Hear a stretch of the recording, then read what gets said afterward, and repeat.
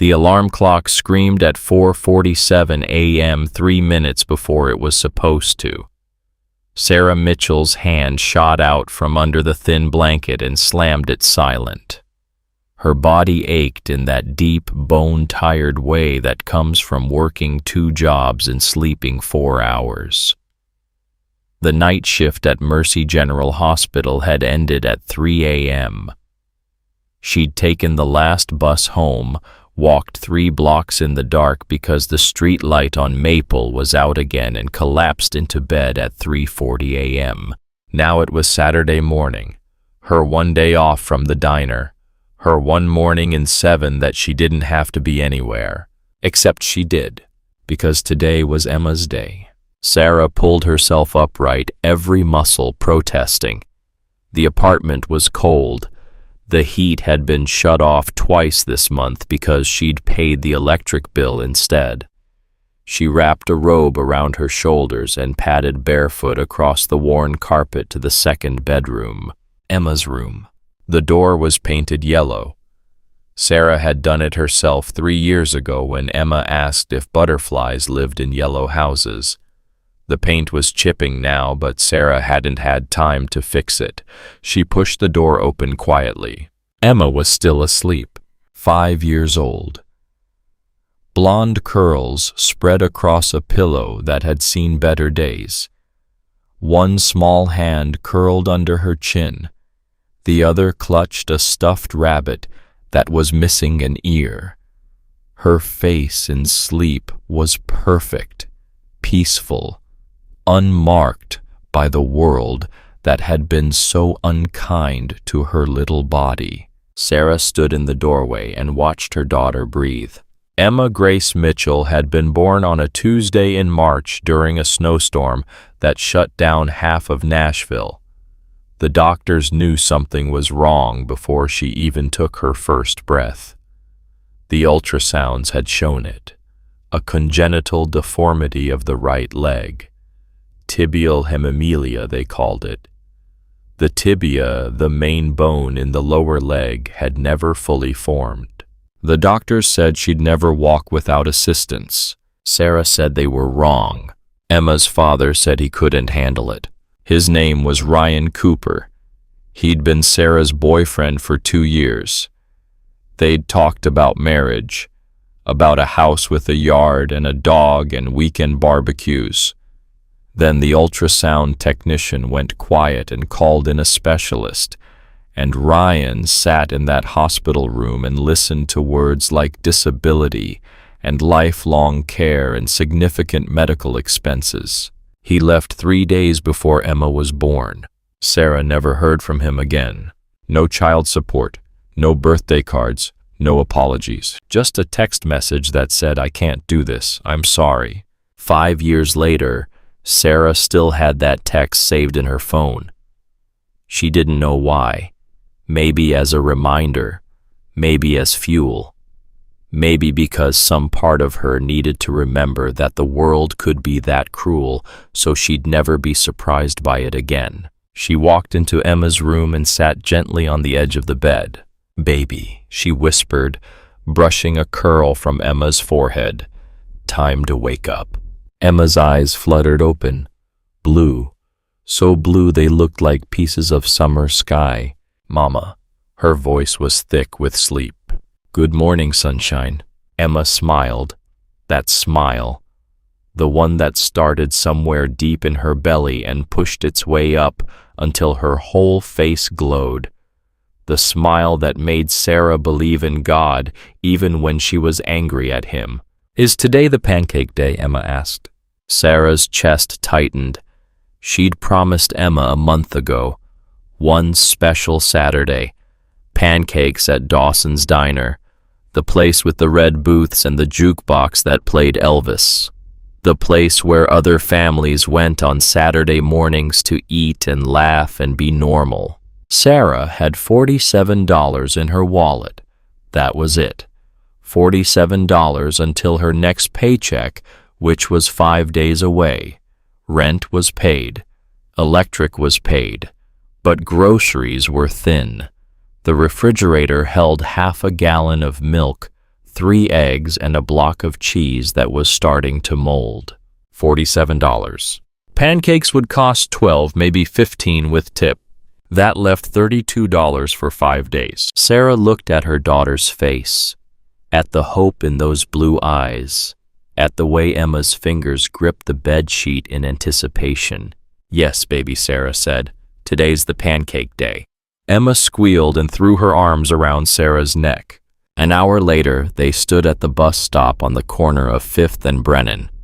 Emma wore her favorite blue dress, the one with the little white daisies on the hem. Sarah had washed it by hand last night and hung it to dry over the bathtub. It was still slightly damp, but Emma didn't notice. She was too busy watching a butterfly land on the fence across the street. "Mama, look." She pointed with her free hand. The other held her pink crutch, the one with the rubber grip that squeaked when she walked. "I see it, baby. It's yellow, like my room." "It is." "Do you think it lives in a yellow house?" Sarah smiled despite the exhaustion pulling at her bones. "Maybe. I hope so. Yellow houses are the best." The bus came wheezing around the corner, belching black smoke. It was the number 12, the one that ran from East Nashville to downtown. Sarah helped Emma up the steps.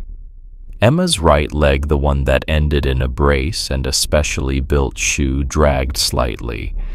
She'd learned to compensate, to swing her hip and pull the leg through. But it took effort. Every step took effort. A man in a business suit glanced at Emma and then quickly looked away. A teenage girl with headphones stared openly until her mother elbowed her. Sarah felt the familiar burn in her chest, the anger that lived right beneath her ribs, ready to ignite at any moment.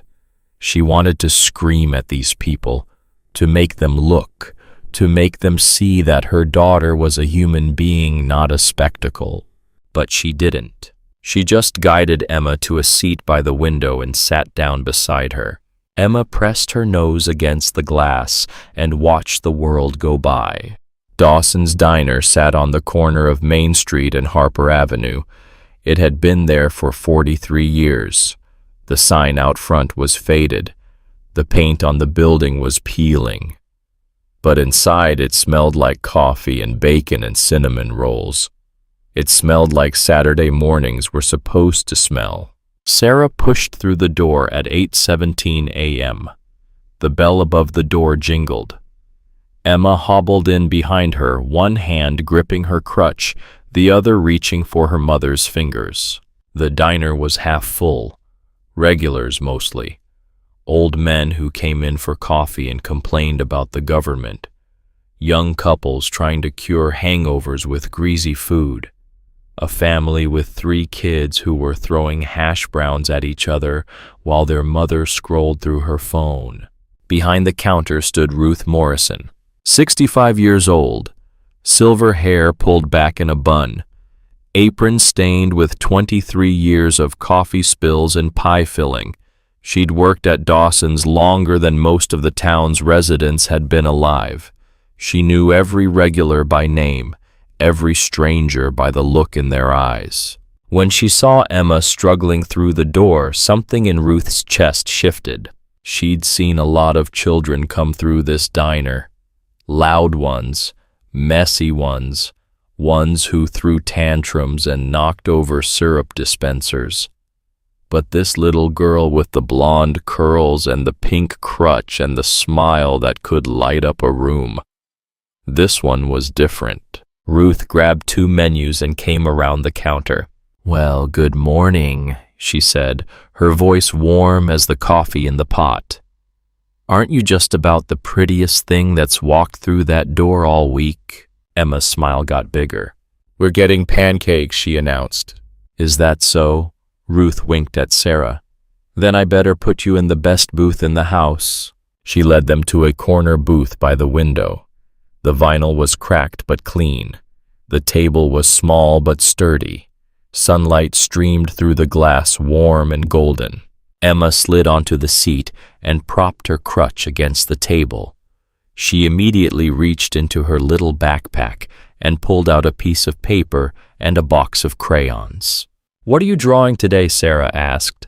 "A butterfly," Emma said, already pressing a yellow crayon to the paper, "with big wings so it can fly really, really far." Sarah watched her daughter's small hand move across the page. For one quiet moment, everything was perfect. The diner was warm. The coffee smelled good. Emma was happy. Sarah allowed herself to believe that maybe, just maybe, today would be a good day. She should have known better. 43 miles away, in a garage that smelled like motor oil and old leather, Jack Morrison was standing over the grave of his daughter. Not literally. Lily had been buried in Greenwood Cemetery on the east side of Nashville. Her headstone was pink granite with a butterfly carved into the top. Jack visited every Saturday. Same time, same routine. He'd sit on the grass beside her, rest his hand on the stone, and talk about his week, about the weather, about the charity ride coming up, about the hole in his chest that 15 years hadn't filled. But this morning, Jack wasn't at the cemetery. He was in his garage staring at a photograph. Lily at age 6. Blonde hair and pigtails, blue dress with yellow flowers, standing next to a bicycle that was too big for her, grinning at the camera with a smile that showed the gap in her front teeth. Jack's wife, Carol, had taken the picture 3 days before the accident. 3 days before a drunk driver ran a red light and killed their daughter. 3 days before Jack's entire world collapsed into a black hole that nothing, not time, not therapy, not the brotherhood of the Hells Angels could pull him out of. He set the photograph down on his workbench and picked up his vest. Leather, black, worn soft from 32 years of riding. The Hells Angels insignia on the back, the patches on the front. Each one told a story. Each one represented a mile ridden, a brother saved, a promise kept. Jack pulled the vest on and zipped it. His phone rang. He glanced at the screen. Ruth, his younger sister, the only family he had left. Their parents were gone. Carol was gone. Lily was gone. Just Ruth and the brotherhood. He answered. "Yeah, Jack." Ruth's voice was tight, strained. "I need you." Jack straightened. Ruth didn't call unless it was serious. "What happened?" "I'm at the diner. A boy just hit a little girl. Hit her, Jack. Across the face. She's 5 years old. She's disabled. She's got a brace on her leg and a pink crutch. And this boy, this 17-year-old punk, slapped her and called her a cripple." Jack's hand tightened on the phone. "Is she okay?" "No, she's not okay. She's sitting here crying with a handprint on her face, and nobody did a damn thing. 12 people in this diner, Jack. 12. And not one of them stood up. Not one." Jack closed his eyes, breathed through his nose. "Where's the boy now?" "Gone. Walked out laughing." "You call the cops." "His father is Gerald Marsh." Jack went still. Everyone in the county knew Gerald Marsh. Real estate developer. Owned half the commercial property in town. Had enough money to bury anyone who crossed him. Had enough lawyers to make any problem disappear. Marsh's kid, Jack said quietly. "Yeah." "How old did you say the girl was?" 5. "And she's disabled. Leg brace, crutch, blonde hair, blue eyes." Ruth paused. "Jack, she looks like Lily." The words hit him like a fist to the chest. He opened his eyes, looked at the photograph on the workbench. Lily's smile, the gap in her teeth, the yellow flowers on her dress. "Jack, you there?" "Yeah." His voice came out rough. "I'm here." She asked her mama if she was broken. Jack's throat closed. He set the phone down for a second. pressed his palms flat on the workbench, breathed. 15 years. 15 years since he'd buried his daughter. 15 years since he'd made a promise over her tiny headstone that her death would mean something, that he would spend the rest of his life protecting the children he couldn't protect that day. He picked the phone back up. Don't let her leave the diner. How long? 45 minutes, maybe less. Jack. Yeah. Ruth's voice cracked. She asked her mama if she was broken. Jack's eyes burned. I'm on my way. He hung up. For a moment, he just stood there. Then he walked to the phone mounted on the garage wall and started dialing. The first call went to a man named David Cooper. Everyone called him Diesel. Diesel answered on the first ring. Brother, I need everybody, Jack said, right now. What's the situation? A teenage boy just assaulted a disabled 5-year-old girl in front of a diner full of people, hit her across the face, called her a cripple. Nobody stopped him. Silence on the other end. Then Diesel's voice came back harder. How many you need? All of them. Give me 15 minutes. The calls started. Diesel called Wrench. Wrench called Tombstone. Tombstone called Preacher. Preacher called Hawk. On and on. One by one across the county. Phones rang in garages and kitchens and living rooms. Men put down their coffee, kissed their wives, reached for their vests. Logan Harris was feeding his 2-year-old daughter breakfast when his phone buzzed. He was 30, the youngest full member of the chapter, built like a refrigerator but gentle enough to braid his little girl's hair every morning. His wife Maya watched him read the text, saw his face change. Go, she said. It's a kid, Logan said, his voice thick. 5 years old. Some punk hit her. Maya's eyes hardened. Then go, now. Logan kissed his daughter's forehead, grabbed his jacket, was on his bike in under 3 minutes. Across town, a man named Earl Thompson got the call. Everyone called him Bones.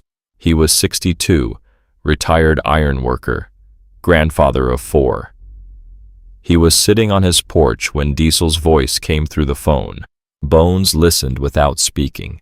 When Diesel finished, Bones said one word. Where? Then he hung up and walked to his garage. His wife called after him from the screen door. Earl, your doctor said no riding until your back heals. Bones pulled on his gloves. My back can wait. That little girl can't. The calls kept going. Men who hadn't ridden in weeks pulled covers off their bikes. Men who had plans canceled them. Men who barely knew each other's real names but would die for each other suited up without a second thought. In 32 minutes, 65 motorcycles were on the road. They rode in formation.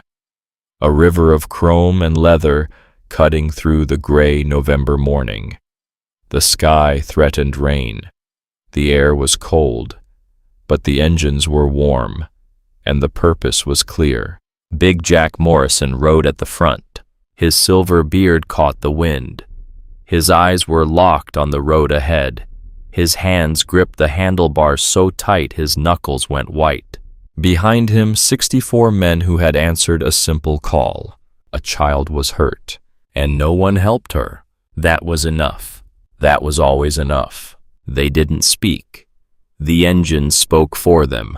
A deep rolling thunder that shook windows and turned heads in every town they passed through. A woman at a gas station pulled out her phone and started recording. A group of children on a school playground pressed their faces against the fence, eyes wide. 65 motorcycles, 65 men, riding through the cold for a little girl they'd never met. Logan rode 3 rows back. Rain was starting to fall. He kept thinking about his daughter, about her laugh, about the way she said daddy when she was scared. He thought about what he would do if someone hit her, and his grip tightened on the handlebars until his knuckles went white. Diesel rode at Jack's right shoulder, where he always rode. He hadn't said a word since they'd left, but his jaw was set like concrete. He'd done 2 tours in Afghanistan, seen things that broke other men, but something about a child being hurt in a place that was supposed to be safe, a diner for God's sake, a place where kids eat pancakes, hit him in a way that combat never did. Because in war you expect cruelty. In a diner on a Saturday morning you don't. They were 12 minutes out when Jack's phone rang through his helmet speaker. "Ruth, where are you?" "Close. How's the girl?" "She fell asleep on her mama's lap." "Jack, she's so small. You should see her. She's got this little pink crutch and a butterfly drawing she taped back together after that boy ripped it up." Jack's throat tightened. "You still there?" "I'm here. There's something else. The boy, Tyler. He told me his dad would get me fired. And he might. Gerald Marsh owns this building." "Let me worry about Gerald Marsh." "Jack, I'm serious. That man is dangerous. He's got lawyers, money, connections. If you go after his son..." "Ruth." Jack's voice cut through like a blade. "I'm not going after his son. I'm going to stand in front of a 5-year-old girl and make sure nobody ever touches her again. If Gerald Marsh has a problem with that, he can come find me himself." Ruth went quiet. Then she said softly, "She reminds me of Lily." Jack closed his eyes for half a second. Rain hid his face. Somewhere inside his chest, a door he kept locked swung open just a crack, and the pain came flooding through. His daughter's face, her laugh, the way she used to run to him when he came home, arms wide open, shouting "Daddy" in that voice that made the whole world disappear. "I know," he said. "That's why I'm coming." He hung up and opened the throttle. The engine roared louder. Behind him, 64 bikes matched his speed. The formation tightened. The sound grew into something that felt less like noise and more like a promise. Back at Dawson's diner, Sarah hadn't moved. Emma was curled against her chest, one small hand still gripping the taped butterfly drawing, the other clutching Sarah's shirt. The red mark on her cheek had deepened into a bruise. Sarah kept touching it gently, as if her fingers could somehow undo what had been done.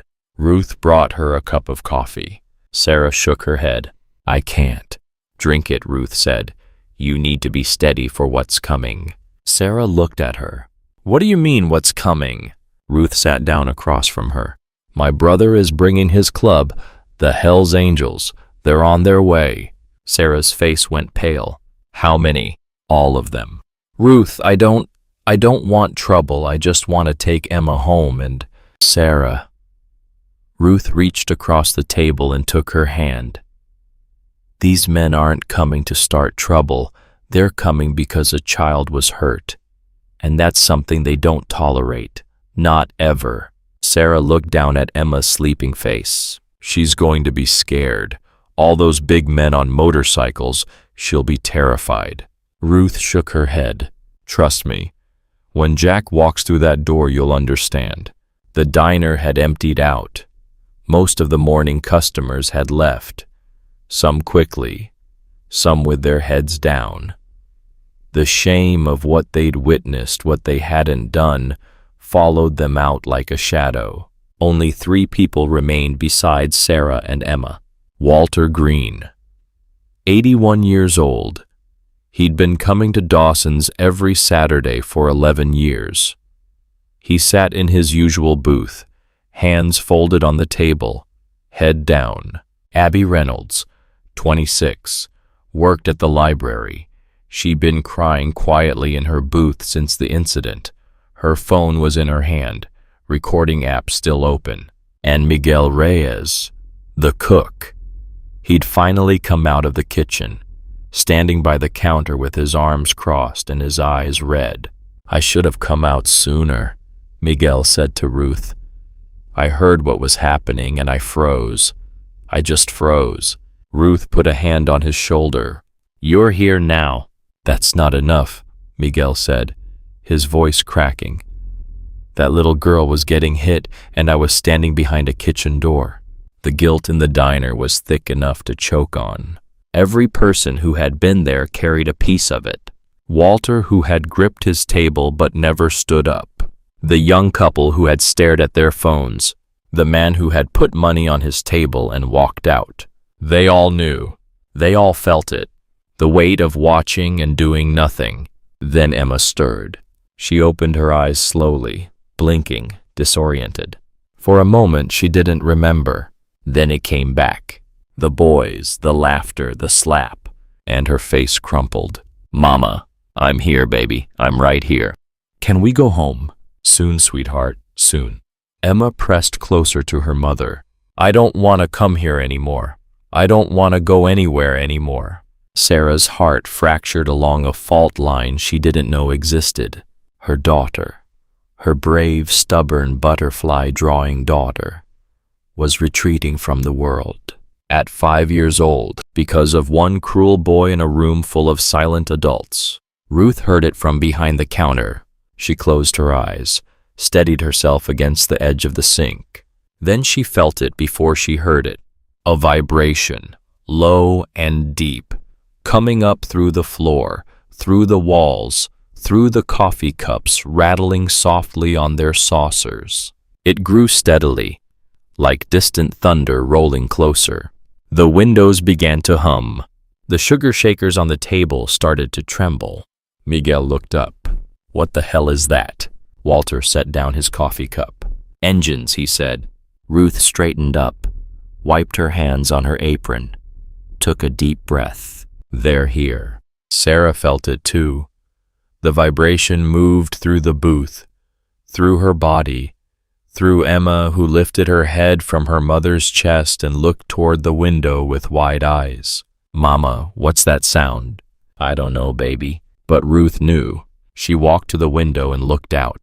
The parking lot was filling up, one motorcycle after another pulling in through the light rain, their headlights cutting through the gray like 65 pairs of golden eyes.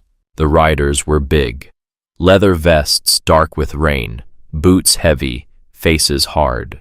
They parked their bikes in rows, engines dying one by one until the last rumble faded into silence. Then they began to walk toward the door, all of them. 65 men in leather and chain, crossing the wet parking lot in a formation that felt less like a group and more like an army. Sarah pulled Emma closer. Her instincts screamed at her. Protect, shield, run. These were the kind of men she would normally cross the street to avoid. Everything about them said danger. "Ruth," Sarah whispered. "Ruth, I'm scared." Ruth turned from the window. She wasn't scared.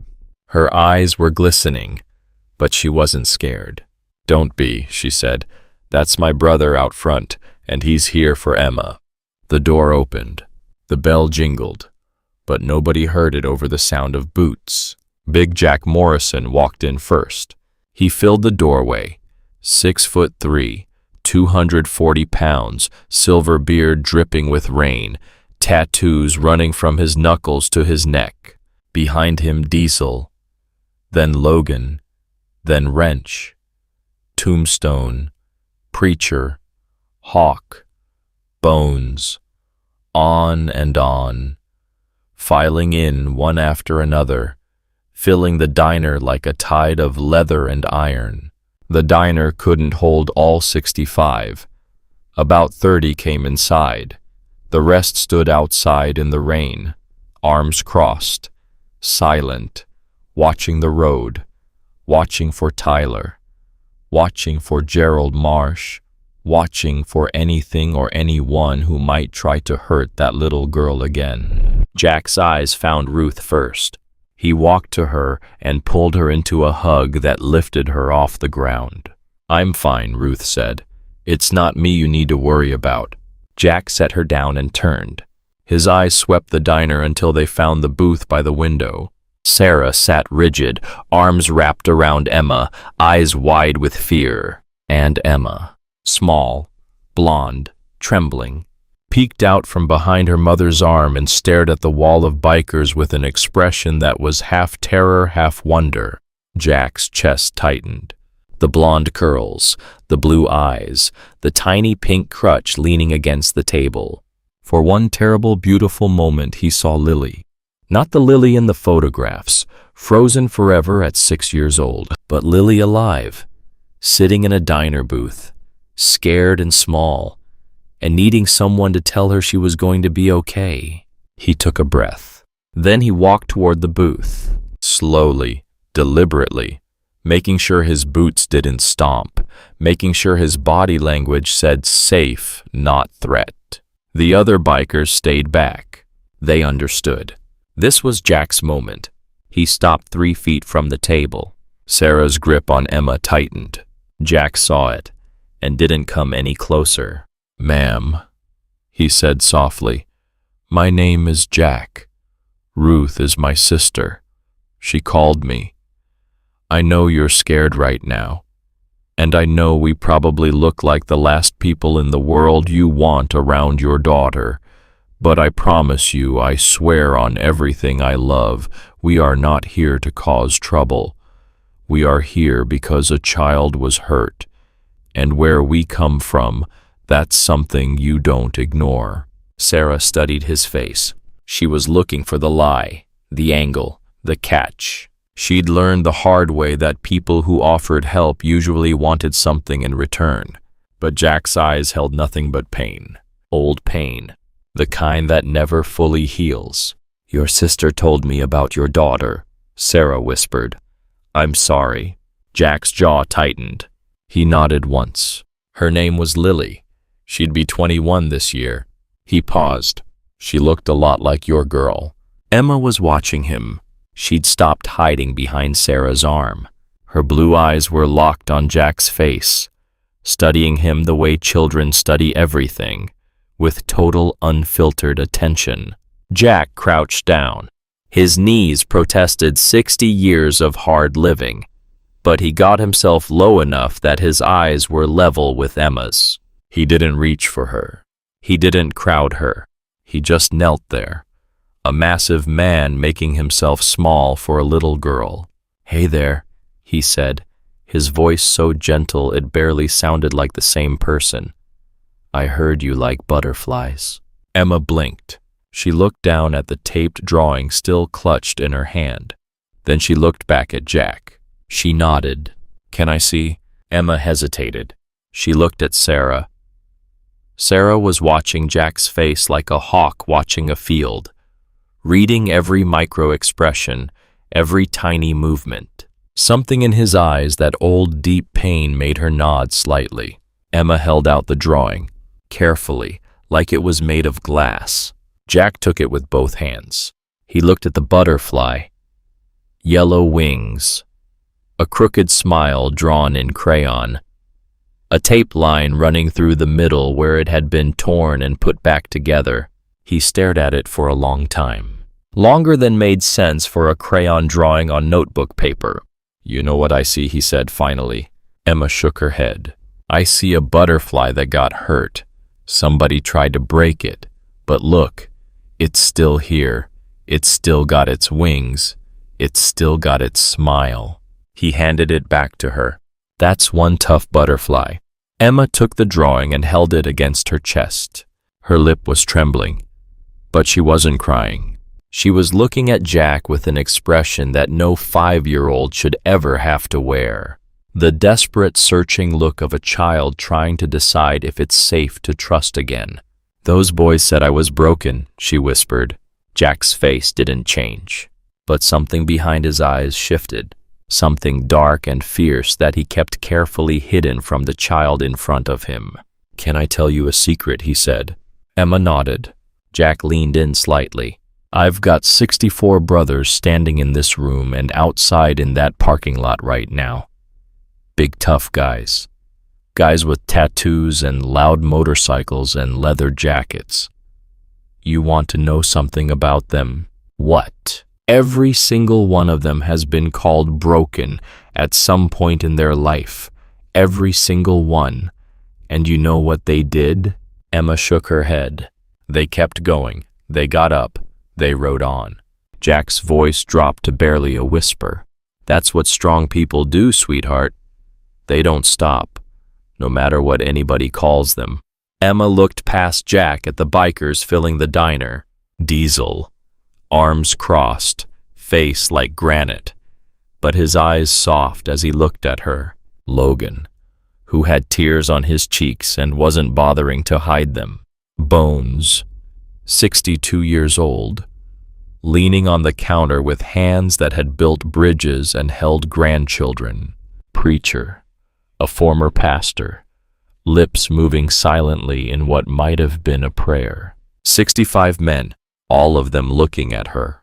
All of them in that moment seeing their own daughters, their own granddaughters, their own broken pieces reflected in a 5-year-old girl with a pink crutch and a taped-together butterfly. Emma looked back at Jack, and for the first time since Tyler Marsh had walked into Dawson's diner and torn her world apart, something shifted in those blue eyes. Not quite a smile, not yet, but the ghost of one. The first fragile flicker of light in a room that had gone dark. You came because of me, she asked. Jack nodded. Every single one of us, but you don't even know me. Jack smiled, and it was the kind of smile that cost a man something. The kind that comes from a place of deep old sadness and fights its way up to the surface anyway. We didn't have to know you, sweetheart. We just had to know you needed us. Emma stared at him for a long moment. Then she did something that nobody in that diner expected. Something that broke every heart in the room and put it back together in the same breath. She reached out with her small hand and touched Jack's face. Her tiny fingers rested on his rough, weathered cheek, right where the rain was still drying in his silver beard. You're crying, she said. Jack hadn't realized he was. He reached up and felt the wetness on his face. He let out a breath that sounded like it had been trapped inside him for 15 years. Yeah, he said, his voice raw. I guess I am. Logan turned away. His shoulders shook once. Diesel pressed his fist against his mouth and stared at the ceiling. Bones pulled off his bandana and wiped his face with it. And Ruth stood behind the counter, both hands covering her mouth, tears streaming down her cheeks, watching her brother kneel before a little girl who looked exactly like the daughter he'd buried. Sarah held her daughter's hand and cried silently, not from sadness this time, but from something she hadn't felt in a very long time. Hope. And then from somewhere outside the sound of a car door slamming. Hard. Angry. Followed by a voice that everyone in town recognized. What the hell is going on in my diner? Gerald Marsh had arrived. Gerald Marsh pushed through the front door like he owned the place. Because he did. He owned the building, the parking lot, and according to him, half the town along with it. He was 53, broad-shouldered, wearing a cashmere overcoat that cost more than Ruth made in a month. His face was red, not from the cold, from rage. His son Tyler had called him 11 minutes ago, stammering about bikers at the diner, and Gerald had broken 3 traffic laws getting here. He stopped 2 steps inside the door. His eyes swept the room. Leather vests, tattoos, beards, chains, and his lip curled. Then his eyes found the Hells Angels patches on the backs of the men standing near the counter, and something flickered across his face. Not fear. Gerald Marsh didn't do fear, but calculation. The quick, cold math of a man deciding how to handle a situation he hadn't planned for. Somebody want to explain why there are 60 motorcycles in my parking lot? His voice was loud, sharp, designed to command a room. Nobody answered. The bikers didn't move, didn't flinch. They just looked at him with the kind of patient, steady silence that says more than words ever could. Jack straightened up from where he'd been kneeling beside Emma. His knees cracked. He turned slowly, and when his eyes met Gerald's, the temperature in the diner dropped 10 degrees. You Gerald Marsh, Jack asked. You're damn right I am, and you're trespassing on my property. We're customers. We came in for coffee. Jack's voice was calm, conversational, like he was discussing the weather. Your son came in for something else. Gerald's jaw tightened. My son is 17 years old. Whatever happened here was a misunderstanding. Ruth stepped forward from behind the counter. Her hands were shaking, but her voice wasn't. A misunderstanding. She stared at Gerald. Your boy slapped a 5-year-old girl across the face. Gerald. He knocked her food on the floor, ripped up her drawing, and called her a cripple. That's not a misunderstanding. That's assault. Ruth, I'd be very careful about what you say next. Gerald's voice dropped into the register he used in boardrooms, in courtrooms.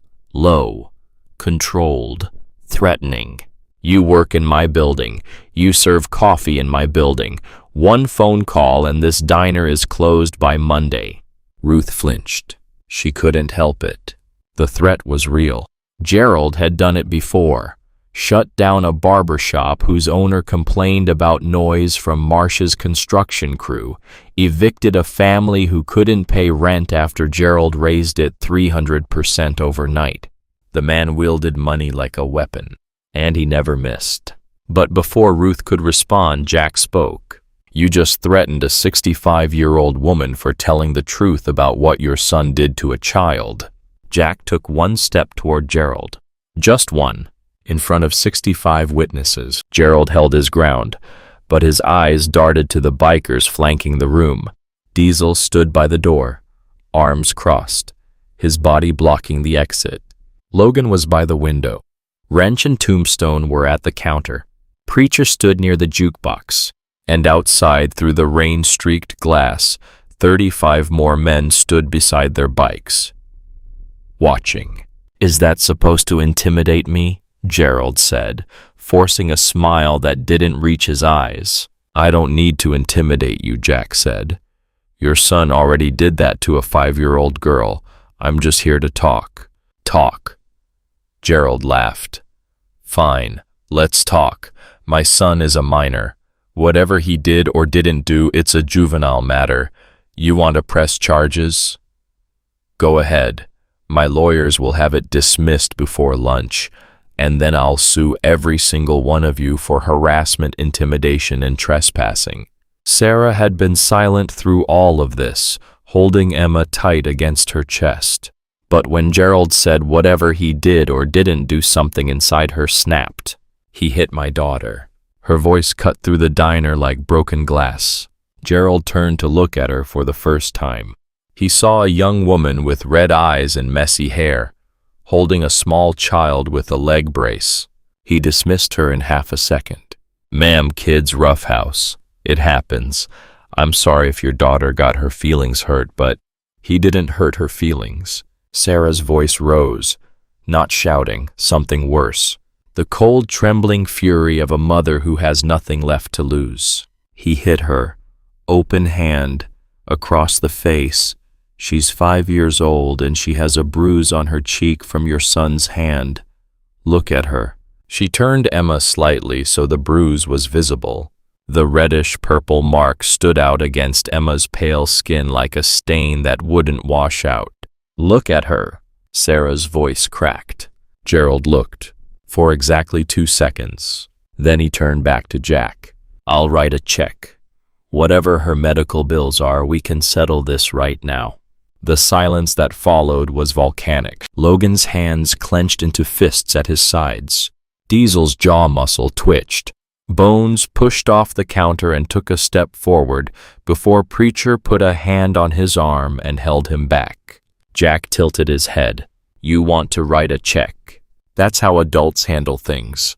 Your son slapped a disabled 5-year-old girl in the face and you want to write a check. I'm offering a reasonable. There isn't a check big enough. Jack's voice didn't rise. It didn't have to. You can't buy your way out of this. Not today. Not this time. Your boy did something cruel to a child who couldn't defend herself, And every single person in this room saw the result. No amount of money erases that handprint from her face. Gerald's composure cracked.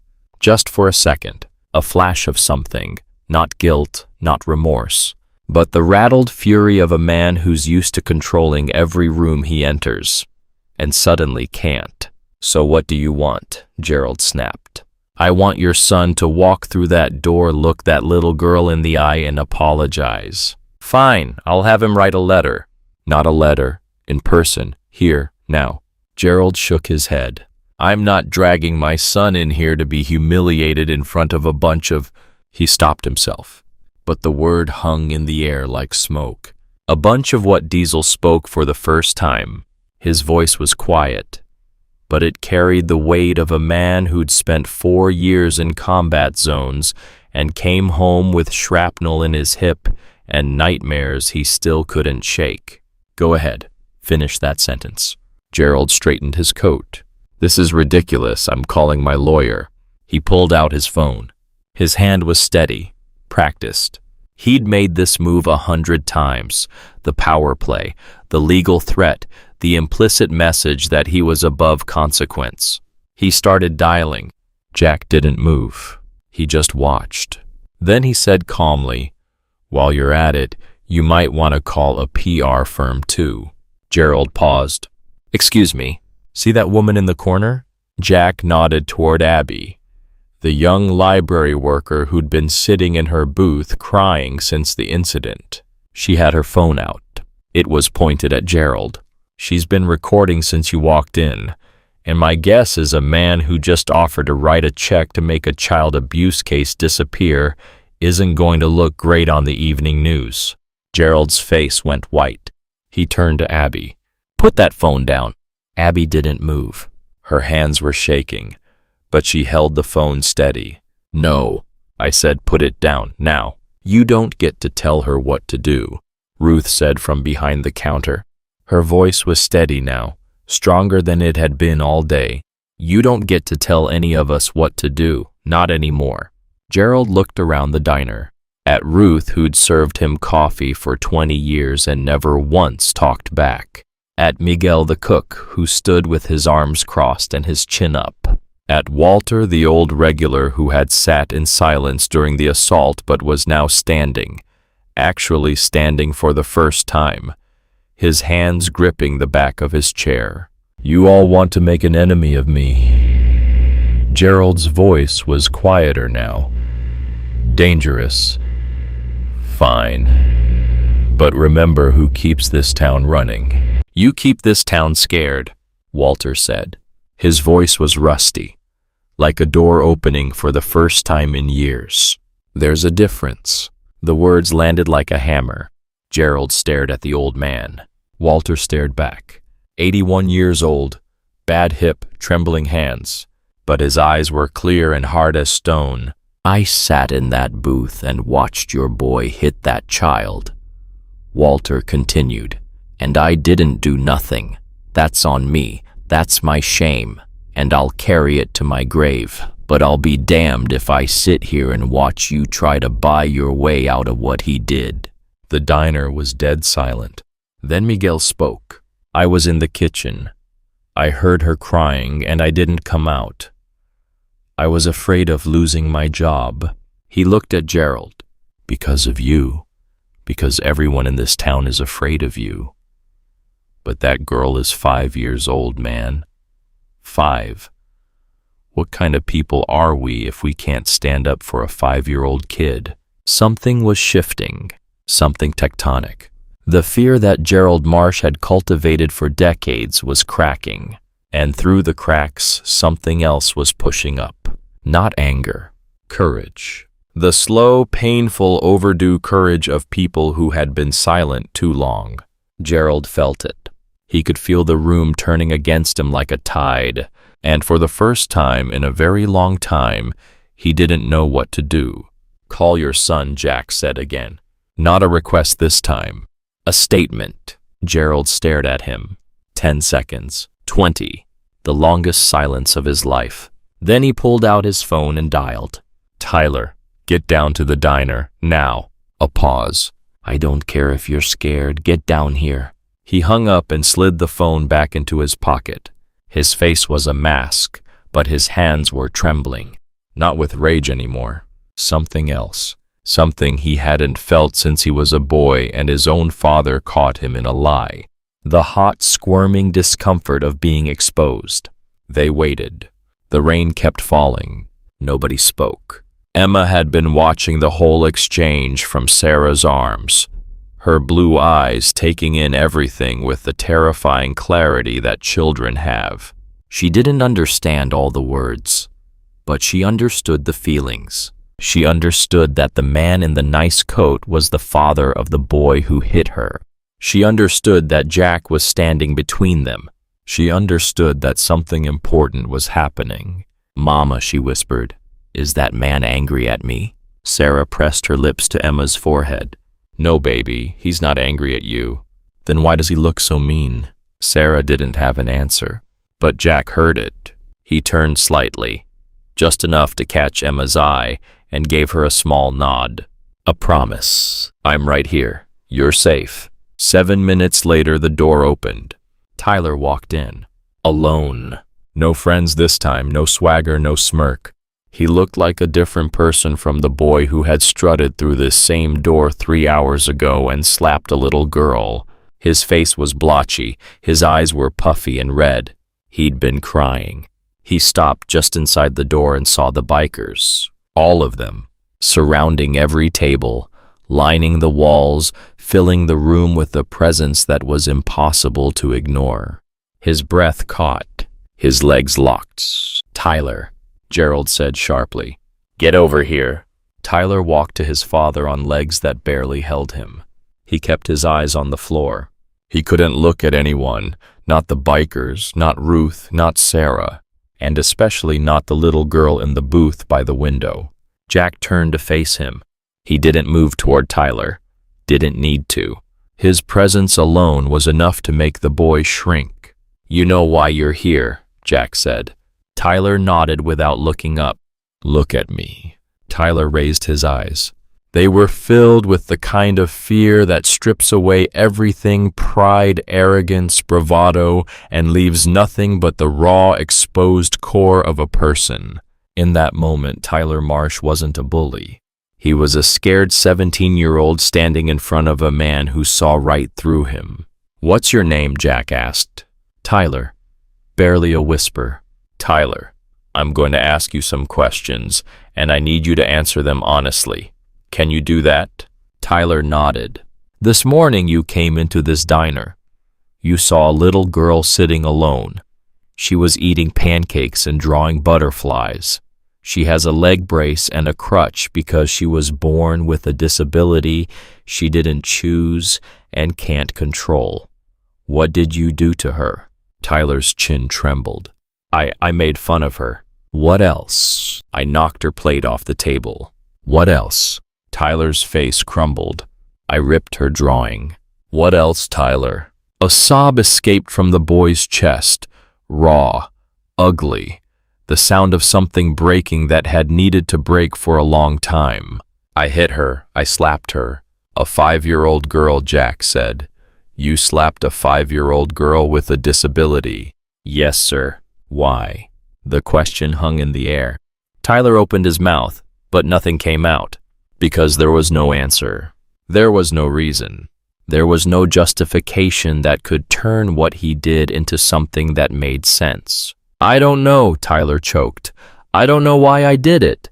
Gerald shifted uncomfortably. He started to speak, to offer some excuse, some explanation. But Jack raised a hand without even looking at him, and Gerald went silent. A man who hadn't been silenced in decades, shut down by a single gesture. "You don't know," Jack repeated.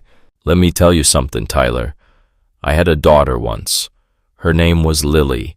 She was 6 years old, blonde hair, blue eyes, loved to draw, just like that little girl over there.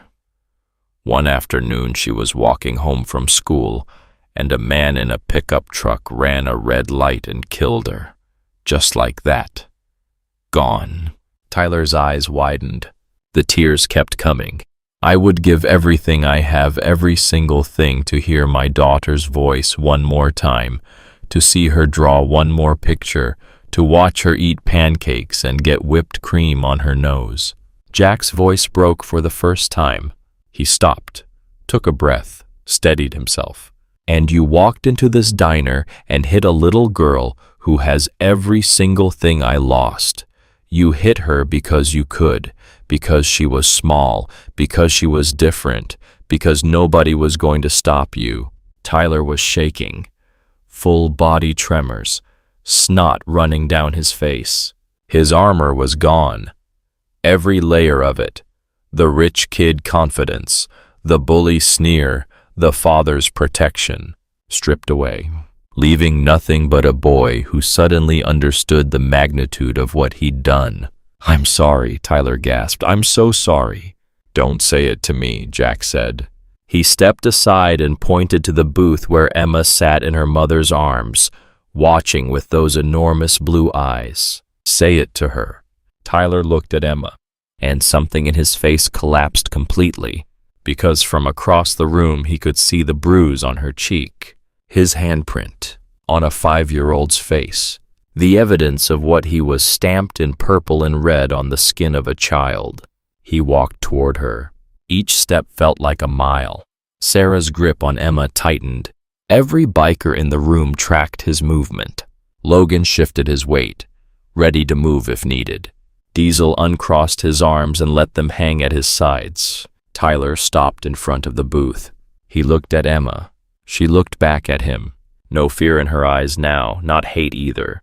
Just that wide, clear gaze that children have, the one that sees everything and judges nothing. Tyler dropped to his knees, not because anyone told him to. His legs simply gave out. He knelt on the sticky floor of Dawson's diner in a puddle of dried milkshake and syrup, and looked into the eyes of the little girl he had hurt. "I'm sorry," he said. His voice was raw, shattered. "I'm sorry I hit you. I'm sorry I broke your drawing. I'm sorry I called you that word. I'm sorry." He couldn't say anything else. The sobs took over. Emma looked at him for a long moment. The diner held its breath. 65 bikers, a waitress, a cook, an old man, a librarian, a mother, a father in a cashmere coat, all of them waiting for a 5-year-old girl to decide what happened next.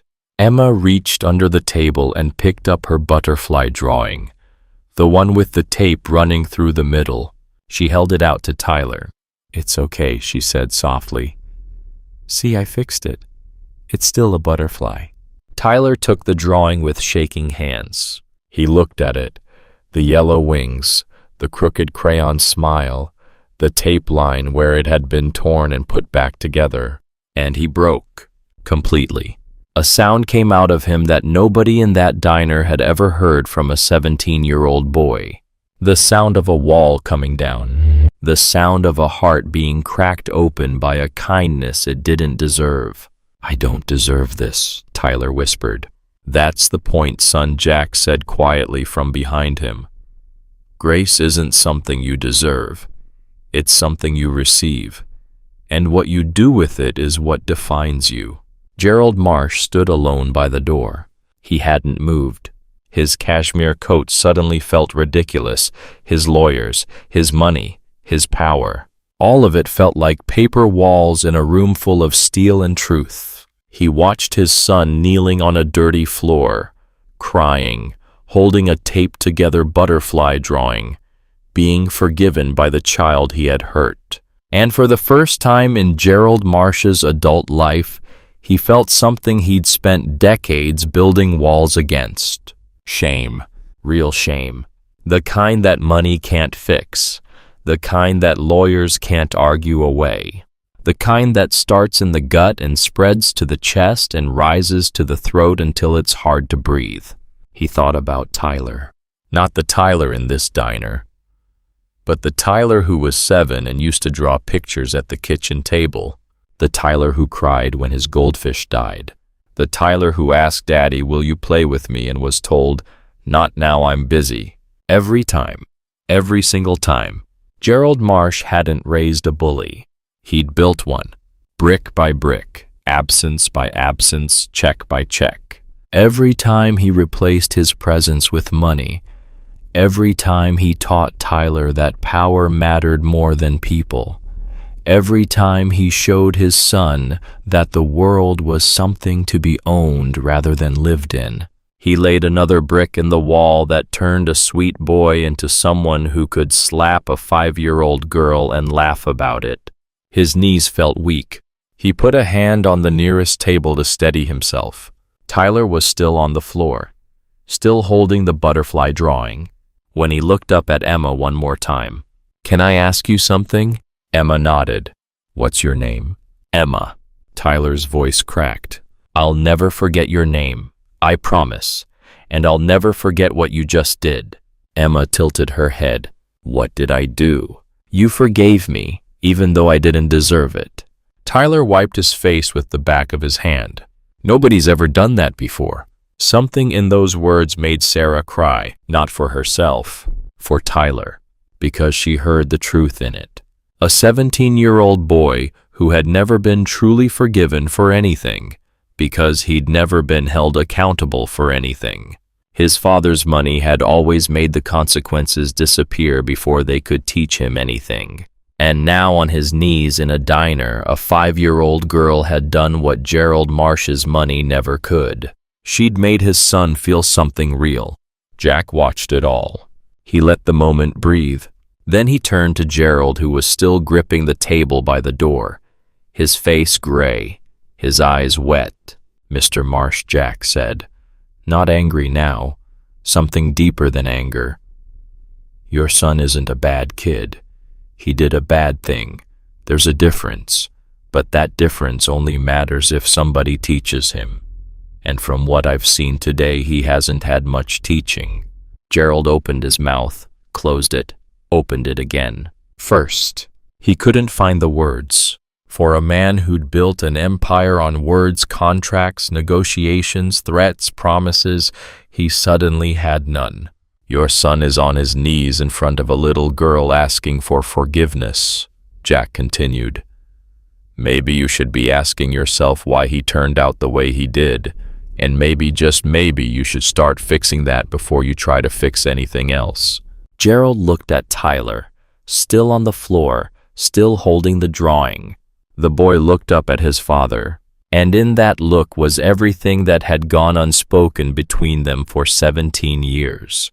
The loneliness, the neglect, the desperate need for a father who showed up not with a checkbook, but with his time, his attention, his love. "Dad," Tyler said. Just that, just the word.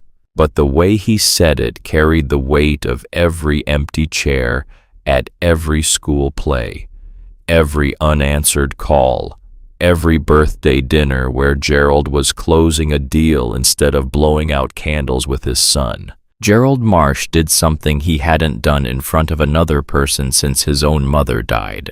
He cried, standing in the doorway of Dawson's Diner in his expensive coat, surrounded by 65 bikers and a room full of people he'd spent years intimidating.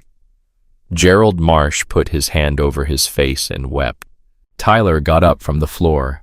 He walked to his father. And Gerald did something he should have done 10,000 times before.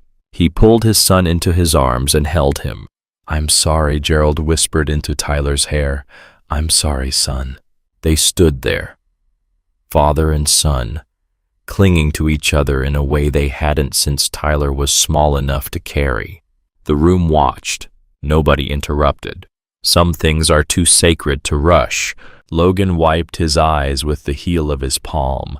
Bones turned away and stared out the window at the rain. Ruth pressed both hands flat on the counter and bowed her head. And Jack stood in the center of it all, his hands at his sides, watching a family break apart and come back together in the same breath. Emma tugged on Sarah's sleeve. "Mama, why is everybody crying?" Sarah laughed through her tears. "Because sometimes baby crying is how people start to get better."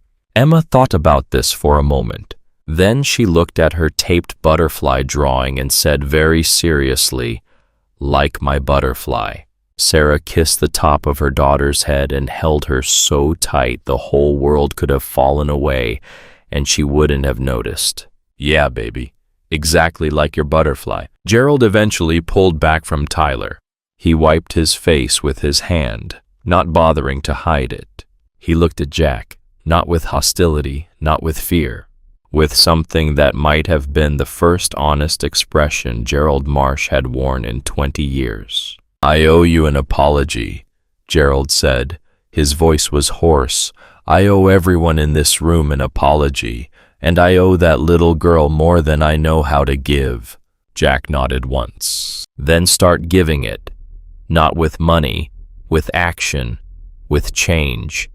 Your son needs a father, not a checkbook. And this town needs a man who builds people up instead of tearing them down." Gerald looked at Emma one more time. Small, blonde, brave, holding her butterfly. Then he looked at his son, who was watching him with an expression that was equal parts hope and disbelief.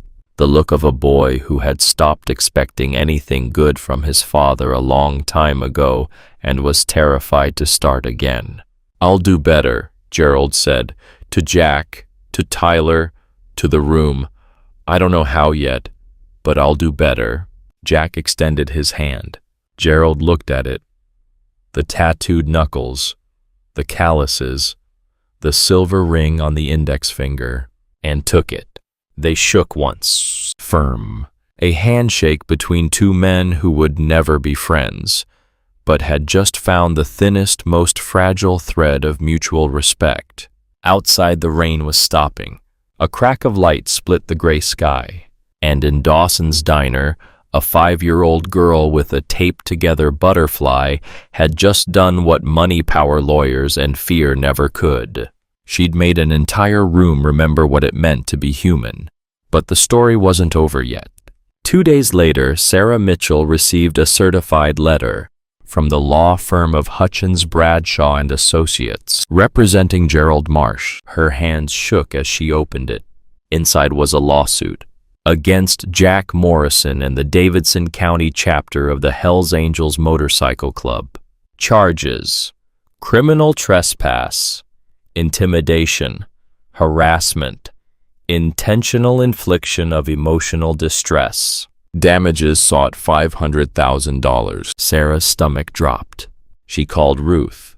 Ruth called Jack. Jack sat in his garage and read the lawsuit 3 times. Then he set it down on his workbench. Diesel was standing in the doorway. "They're coming after us," Diesel said. "I see that." Gerald's board must have pushed him, protecting the company image. Probably. What are we going to do? Jack looked at the photograph of Lily on his workbench. 6 years old, pigtails, gap-toothed smile. "We're going to keep our promise," Jack said. "We came for Emma, and we'd do it again." "This could shut down the chapter." "I know. You could go to jail." "I know." Diesel was quiet for a moment.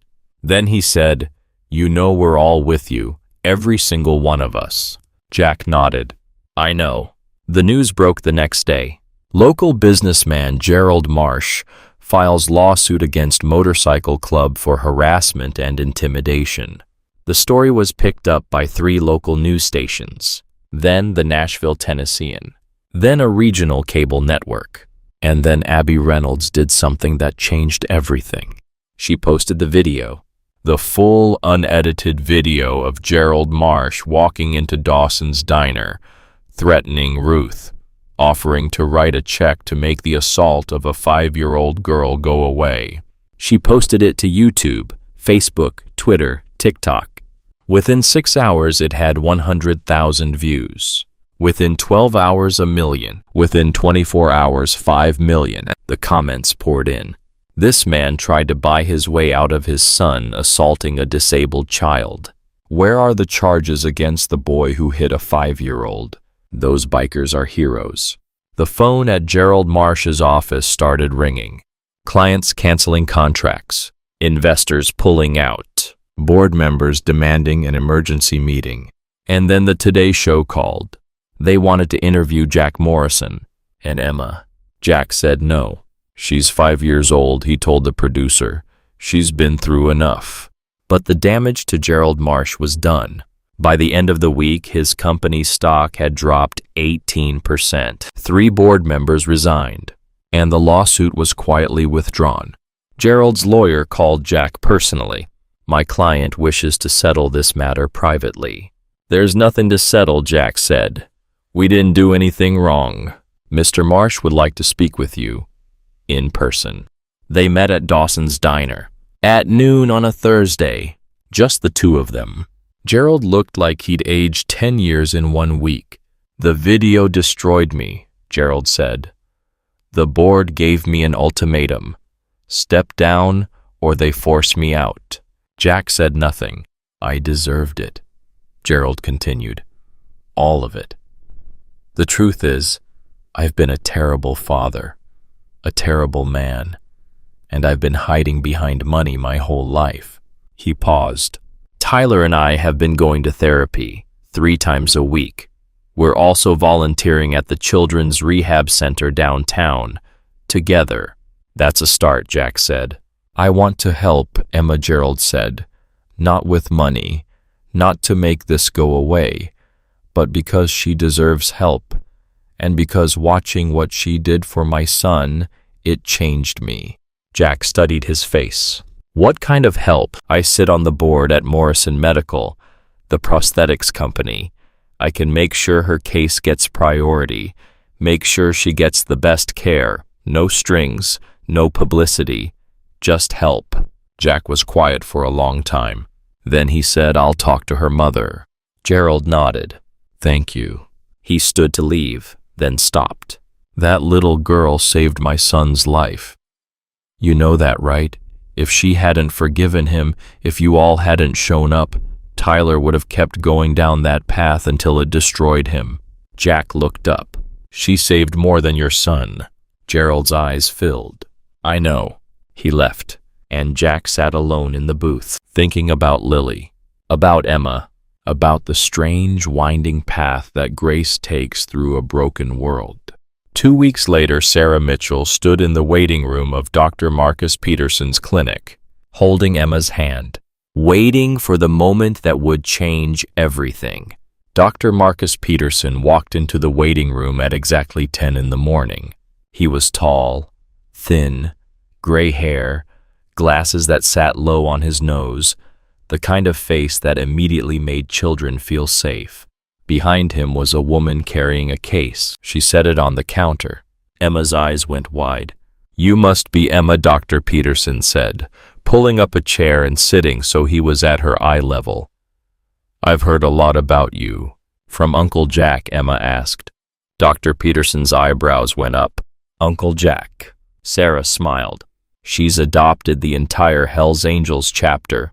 Jack Morrison is Uncle Jack now. Logan is Uncle Logan. She calls Diesel Uncle D because she can't say his name right. Dr. Peterson laughed. Well, Uncle Jack talks about you like you're the toughest person he's ever met. And I've known that man for 20 years, so that's saying something. Emma straightened up a little. I am tough. I can see that. Peterson rolled his chair closer. Emma, do you know why you're here today? I'm getting a new leg. That's right. And I'm going to take some measurements and make sure everything fits perfectly. It's going to feel strange at first, maybe a little uncomfortable, but I promise you we're going to take our time and get it exactly right. Sound good? Emma nodded. Then she looked at the case on the counter. Is that it? Is my new leg in there? Peterson glanced at his assistant. She opened the case. Inside, nestled in foam padding, was a custom pediatric prosthetic.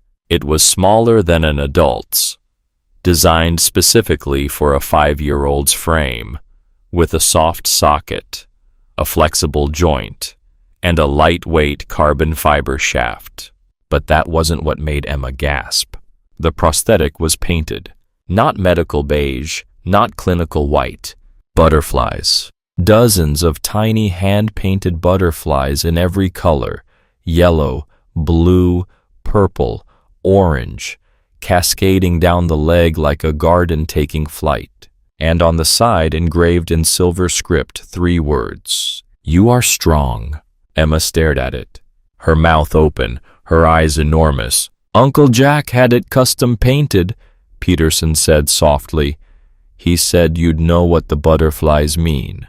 Emma couldn't speak. She reached out and touched the butterflies with one finger, tracing their wings, her hand trembling.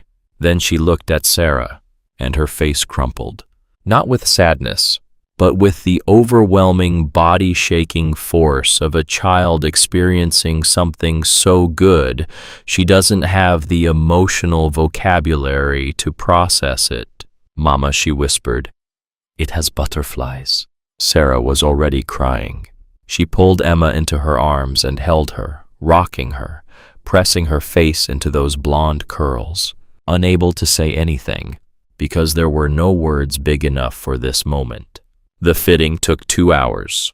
Peterson was meticulous, adjusting, readjusting, checking pressure points, making sure the socket was snug but not painful, testing the range of motion, asking Emma every 30 seconds if she was comfortable. Emma sat patiently through all of it, her eyes never leaving the butterflies on her new leg. When it was done, Peterson stepped back. "Okay, Emma, ready to try standing up?" Emma looked at her mother. Sarah nodded, wiping her face. Emma slid off the table. Her left foot touched the ground first, familiar, steady, then her right foot. The new foot, the prosthetic foot. It touched the ground and held. Emma wobbled. Sarah reached out instinctively, but Peterson raised a hand. "Let her try," he said. Emma stood, both feet on the ground. No crutch, no hand on the wall. Just a 5-year-old girl standing on her own 2 feet, one of bone and one of carbon fiber and butterflies for the first time in her life. She looked down at her legs, both of them, standing, holding her up. "Mama." Her voice was barely a breath. "Mama, I'm standing. I see you, baby, I see you. I'm standing by myself." "I know, sweetheart." Emma took a step. Her right leg moved forward, the prosthetic joint bending exactly the way Peterson had designed it to, smooth and natural. She wobbled again, caught herself, and took another step. Then another. Then another. She was walking. Not perfectly, not smoothly. Her gait was uneven, her balance uncertain, her arms out wide for stability. But she was walking across the examination room floor, one step at a time, moving forward on her own power for the first time in 5 years. Sarah collapsed into a chair. She couldn't stand anymore. Her legs wouldn't hold her. She sat there with both hands pressed over her mouth and watched her daughter walk. And every step Emma took broke something open inside Sarah's chest and rebuilt it stronger. Emma reached the far wall. She turned around, slowly, carefully, one hand on the wall for balance, and looked at her mother across the room. "Mama, watch." She let go of the wall. She stood on her own, and then she walked back. 7 steps, 8 steps, 9 steps, all the way to Sarah's chair. She stopped in front of her mother and looked up with a face that was glowing. "I did it," she said. "I walked." Sarah pulled her daughter onto her lap and held her so tight she could feel both their heartbeats pounding together. "You did it, baby, you did it." Peterson's assistant was crying. Peterson himself had taken off his glasses and was polishing them with his lab coat, which is what he always did when he didn't want anyone to see his eyes. "She's a natural," Peterson said, his voice not quite steady. "With physical therapy and practice, she'll be running within 6 months. "Running," Sarah whispered. "Running and climbing and jumping and doing everything she's ever wanted to do." Emma looked up from Sarah's lap. "Can I ride a motorcycle?" Peterson laughed. "Let's start with walking, sweetheart." But Emma was already imagining it, sitting behind Uncle Jack on his big motorcycle with the loud engine, the wind in her hair, the butterflies on her leg catching the sunlight. flying. They left the clinic at noon. Sarah carried Emma's old crutch in one hand. Emma walked beside her, holding Sarah's other hand, each step deliberate and determined. She was slow. She wobbled. Twice she had to stop and steady herself against Sarah's leg. But she didn't ask to be carried. She didn't ask for the crutch. She walked. On the bus home, Emma fell asleep against Sarah's shoulder, exhausted from the effort. Sarah held her and stared out the window, and thought about the chain of events that had led to this moment. A Saturday morning, pancakes, a cruel boy, a slap, a butterfly torn in half, a phone call, 65 motorcycles, a man named Jack who lost his daughter and spent the rest of his life trying to save everyone else's. She thought about how close she'd come to never going to that diner at all, how she'd almost stayed home because the bus fare was $2 she couldn't really spare, how one tiny decision to give her daughter pancakes on a Saturday had set in motion a chain of events that changed everything. She pressed her lips to Emma's forehead. "We're going to be okay," she whispered. "We're going to be okay." But the next 2 weeks were harder than Sarah expected. Learning to walk with a prosthetic wasn't like flipping a switch. It was work. Hard, painful, frustrating work. Emma fell a lot.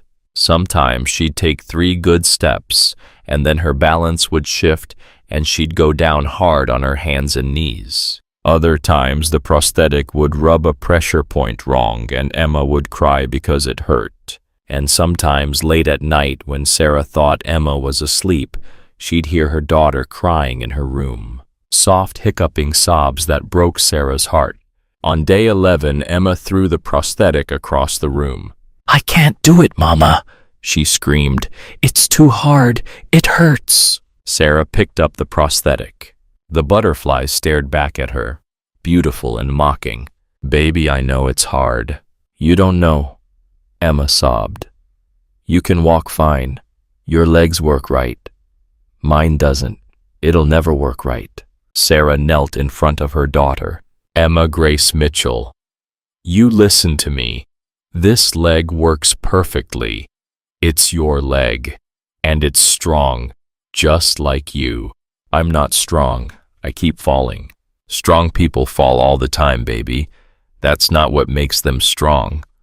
What makes them strong is that they get back up." Emma shook her head.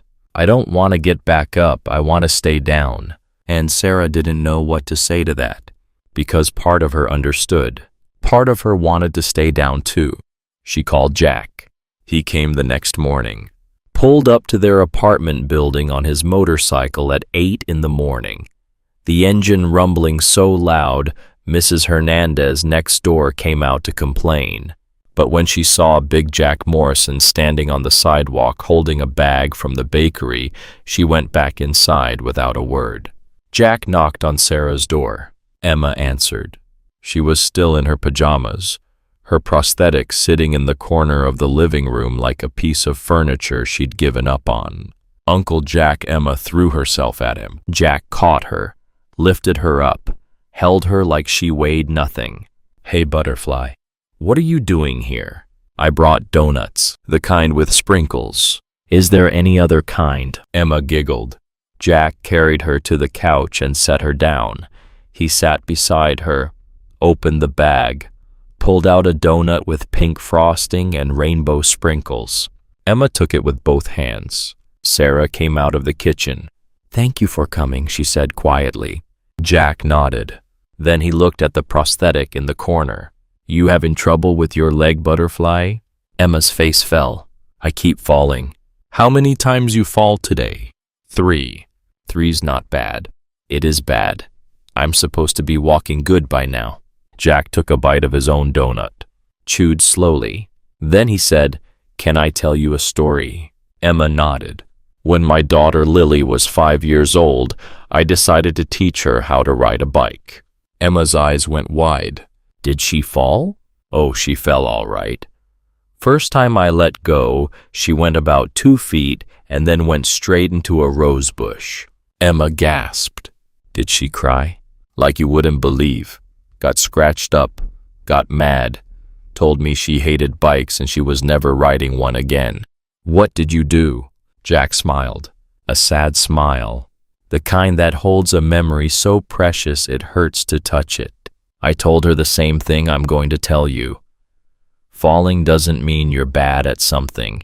It means you're learning. Emma thought about this. How many times did Lily fall before she could ride? Jack's throat tightened. I don't know. 100 maybe, but she got up 101 times, and on that 101st time she rode all the way down the street without my help, and when she came back she was laughing so hard she almost fell off again. Emma looked at her prosthetic, then back at Jack. I'm scared I'll never get it. Jack set down his donut. He turned to face Emma fully. You know what scares me? Emma shook her head. I'm scared that you'll give up. Because if you give up, then Tyler Marsh wins, and I don't think either of us wants that. Emma's jaw set. I don't want him to win. Then don't let him. Get back up. Try again. Fall 100 times if you have to, but don't quit. Emma stared at him for a long moment. Then she slid off the couch, walked to the corner, picked up her prosthetic, and put it on. Sarah's hand flew to her mouth. Emma stood up, wobbled, caught herself, took a step, then another, then another. She made it all the way to Jack without falling, and when she got there she looked up at him with those blue eyes and said, I'm not quitting. Jack pulled her into a hug, and over her shoulder he mouthed to Sarah, She's going to be okay. Sarah nodded, tears streaming down her face. I know. 2 more weeks passed.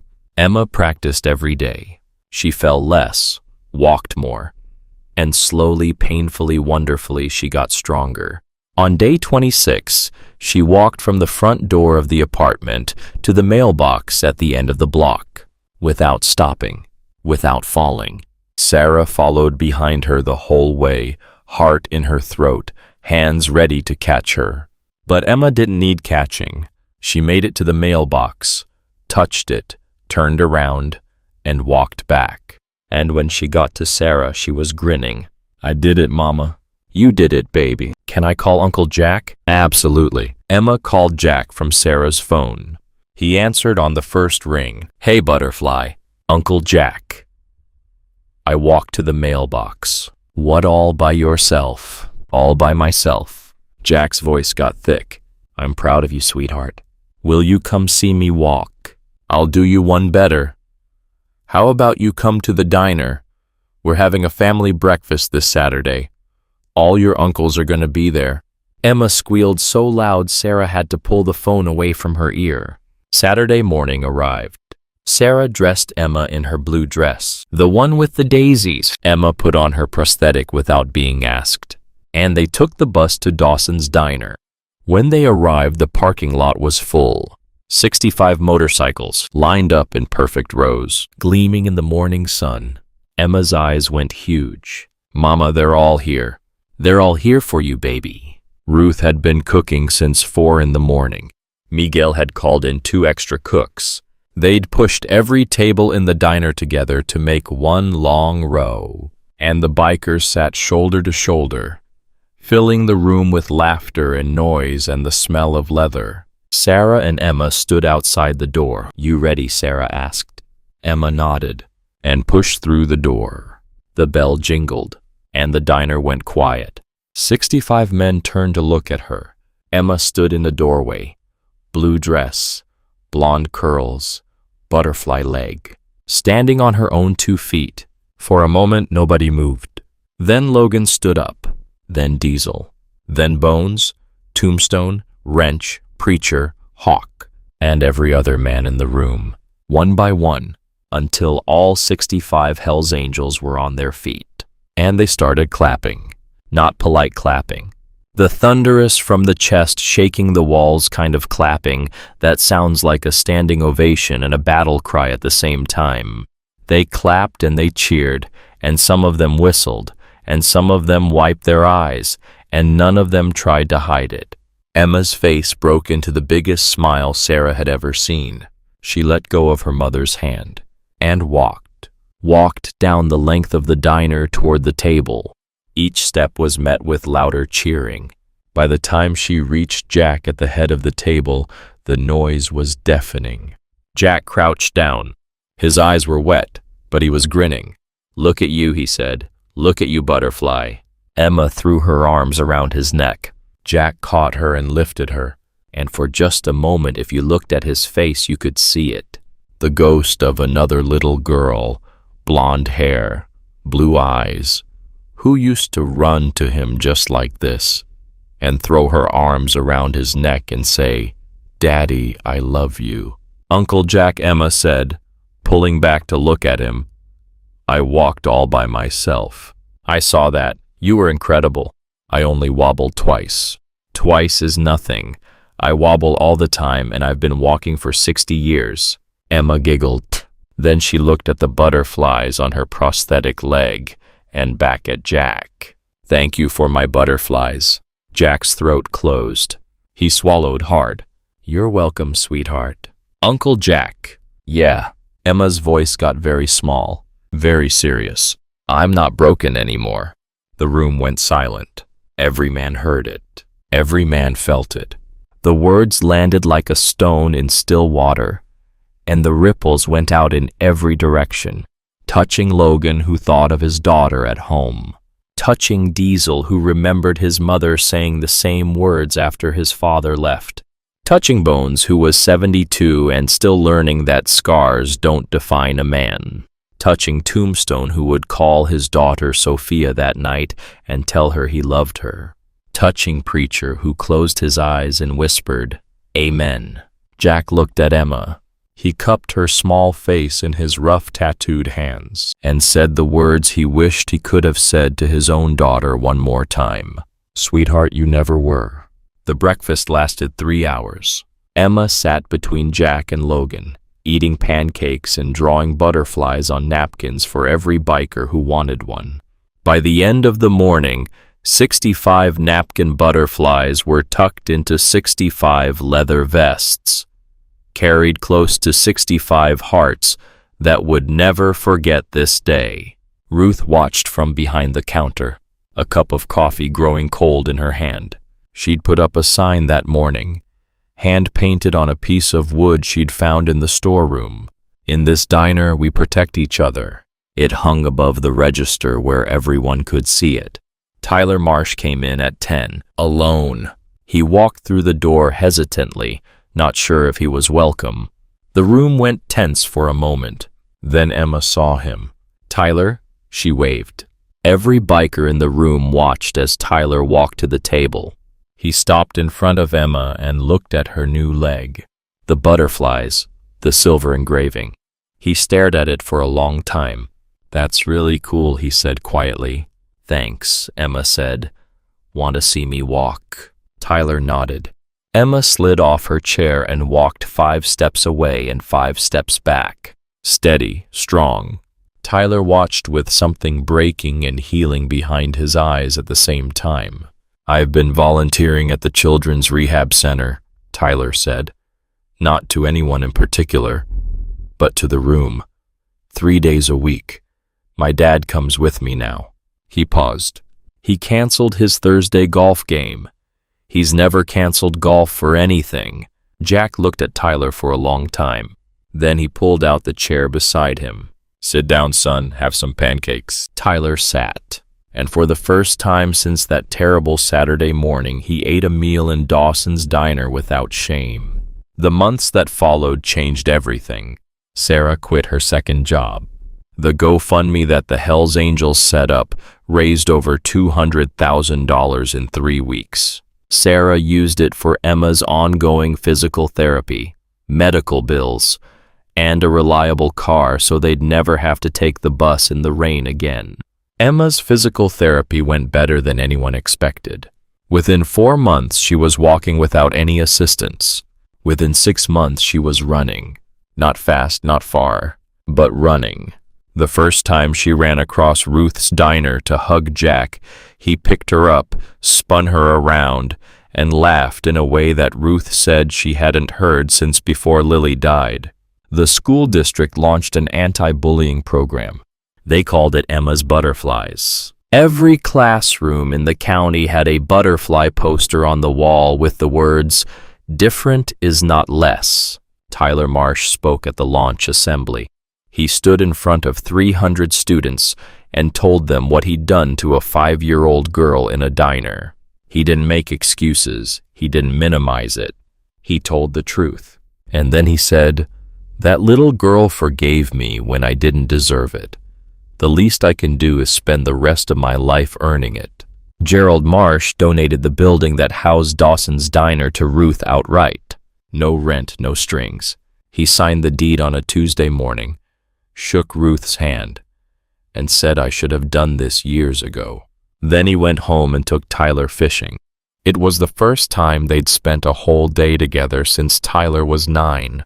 Abby, the young librarian who had recorded Gerald's confrontation on her phone, never posted the original version again.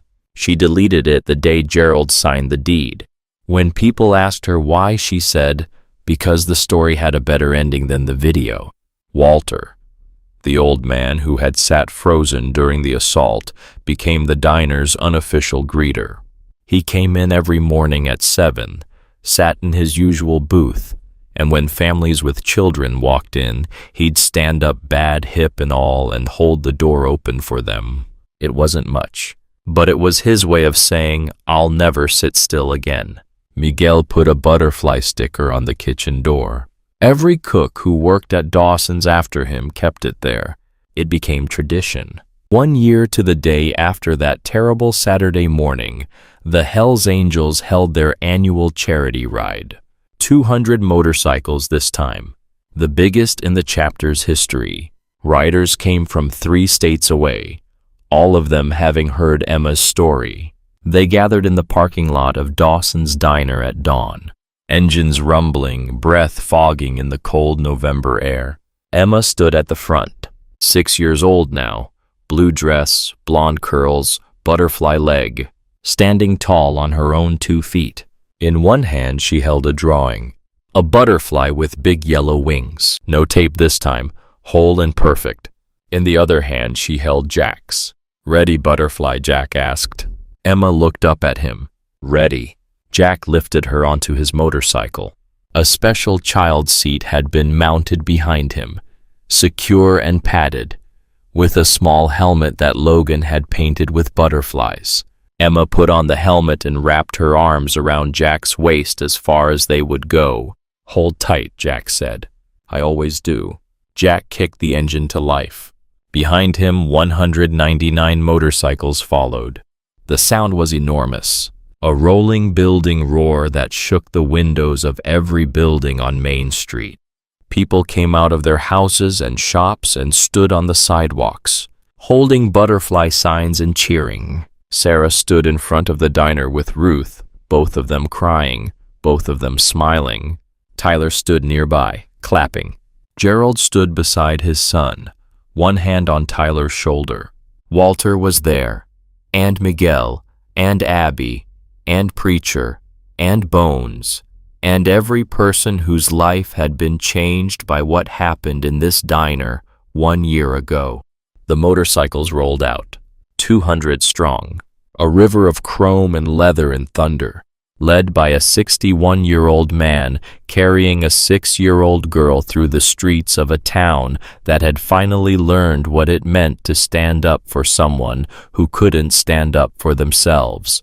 Emma looked over Jack's shoulder at the convoy behind them. 200 motorcycles stretching as far as she could see, all of them riding for her. All of them proving that the world, for all its cruelty, still had more kindness in it than hate. She pressed her face against Jack's leather vest and smiled. She could feel his heart beat through the leather, steady, strong, like the man himself. "Uncle Jack," she said, her voice muffled by the wind. "Yeah, butterfly. I can fly now." Jack's grip on the handlebars tightened. His eyes burned. The road ahead blurred for just a moment, and then it cleared, and the morning sun hit the highway like a promise, turning the asphalt to gold. "Yeah, sweetheart," he said, his voice thick and raw and full of everything he'd lost and everything he'd found. You can." They rode on. 200 motorcycles and one little girl with butterfly wings, heading into the light.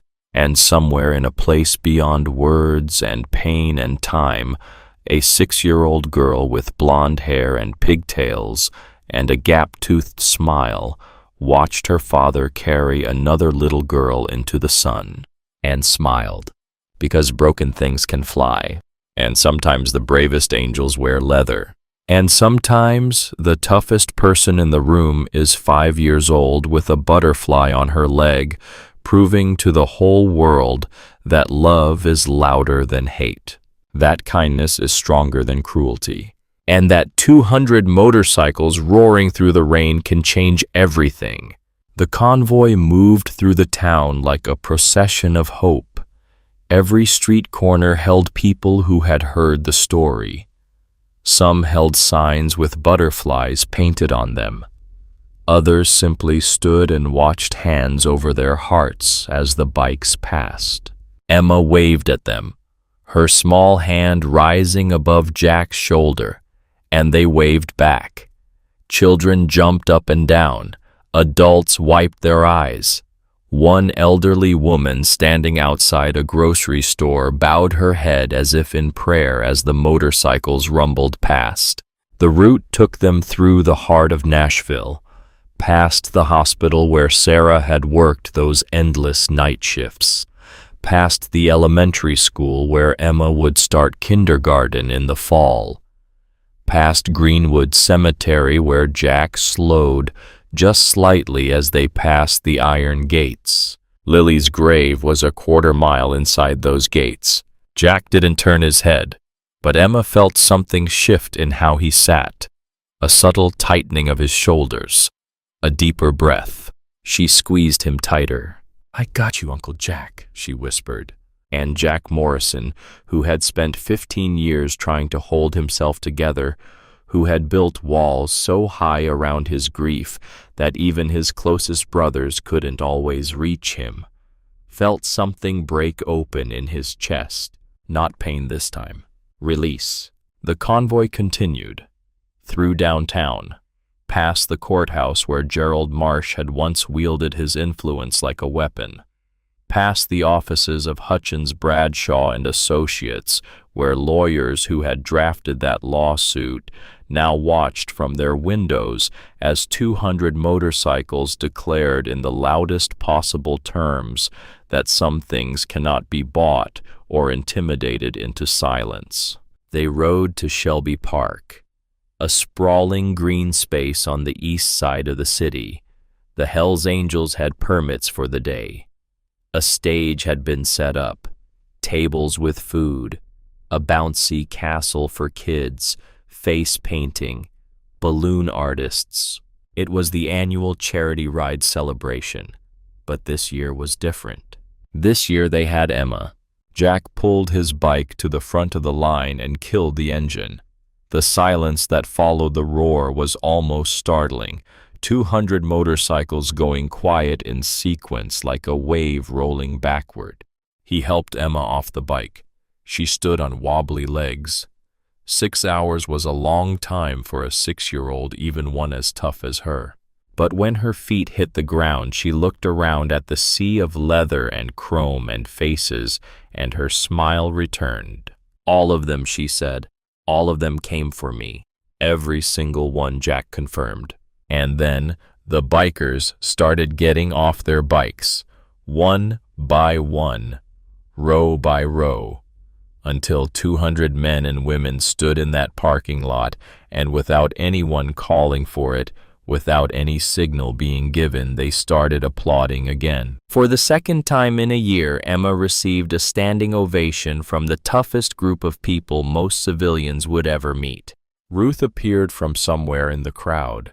She'd driven separately. She walked straight to Emma and knelt down. "How was the ride, sweetheart?" "It was so loud, Mama Ruth," Emma said. She'd started calling Ruth that a few months ago. "And the wind was so fast, and Uncle Jack's motorcycle smells like adventure." Ruth laughed. "That's exactly what it smells like." Sarah pushed through the crowd. She'd ridden with Logan, who had a sidecar attached to his bike specifically for occasions like this. She reached Emma and pulled her into a hug so tight it lifted the girl off her feet. "I watched you the whole way," Sarah said. "You looked so brave up there."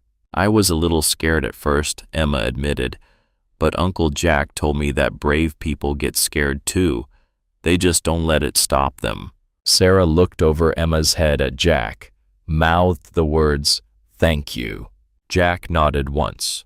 Then he turned to the gathered crowd of bikers, supporters, families, and press who had shown up. He raised his hand. The crowd quieted.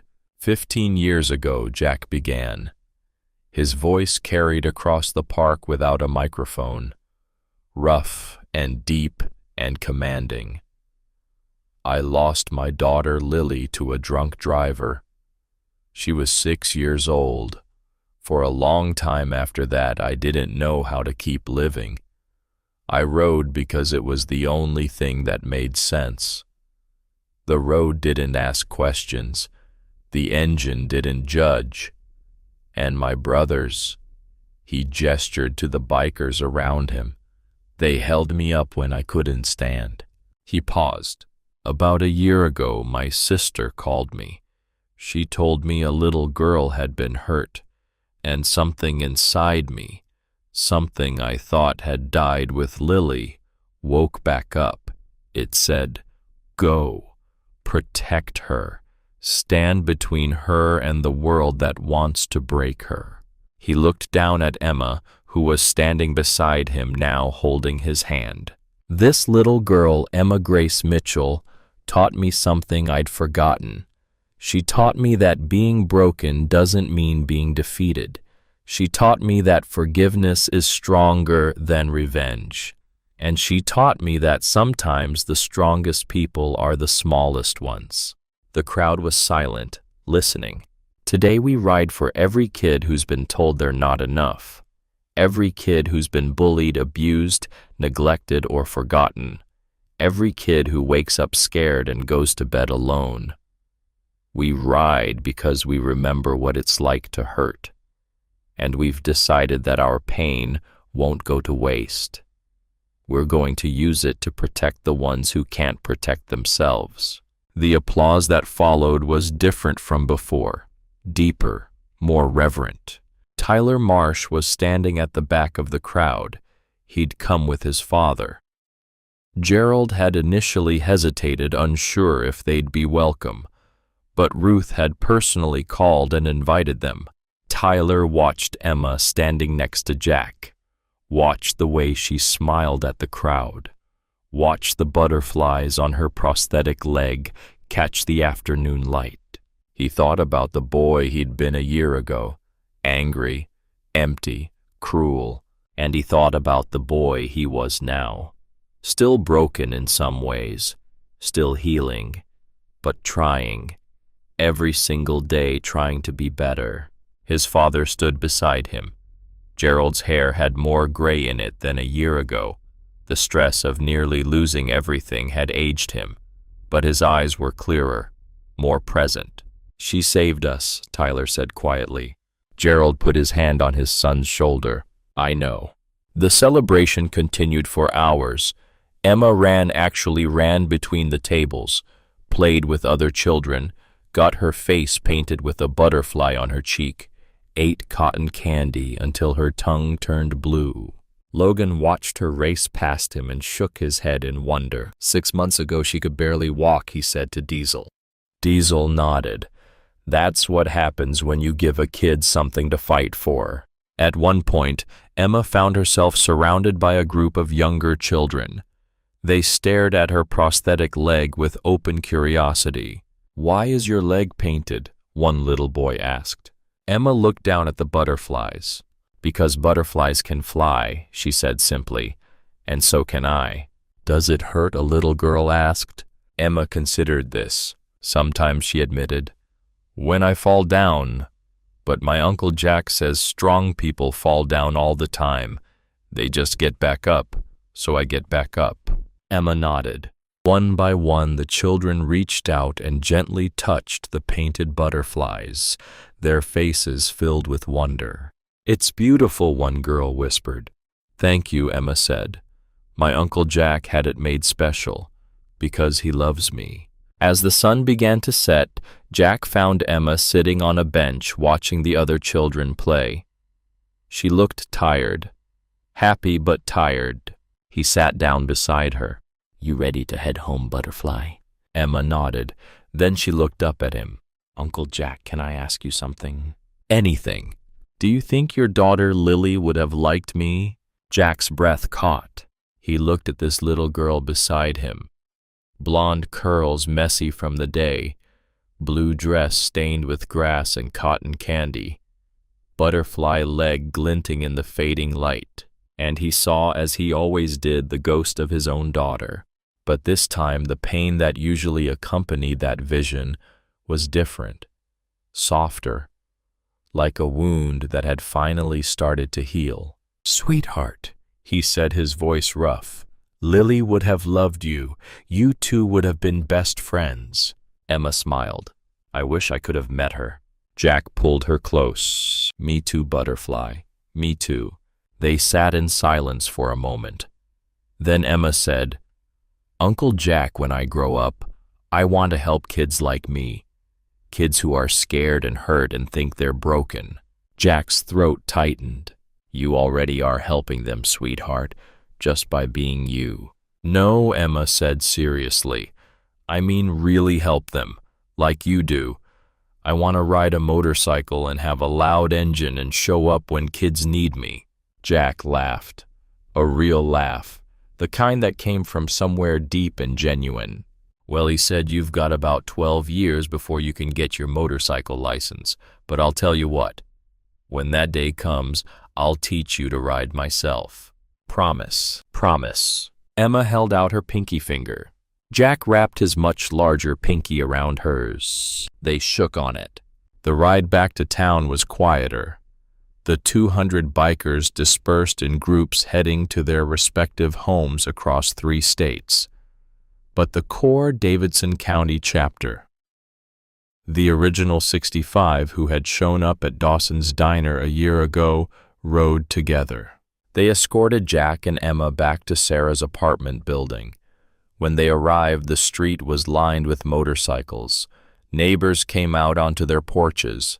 Some looked annoyed at the noise, but most just stared in awe. Jack helped Emma off the bike one final time. Sarah was waiting on the steps. "Thank you," she said to Jack, "for everything, for showing up, for believing in her." For she paused, her voice breaking, for giving her a reason to believe in herself. Jack shook his head. "I didn't give her anything she didn't already have. I just reminded her." He knelt down to Emma's level one more time. "You keep being brave, okay, Butterfly?" Emma hugged him. "Okay, Uncle Jack, I love you."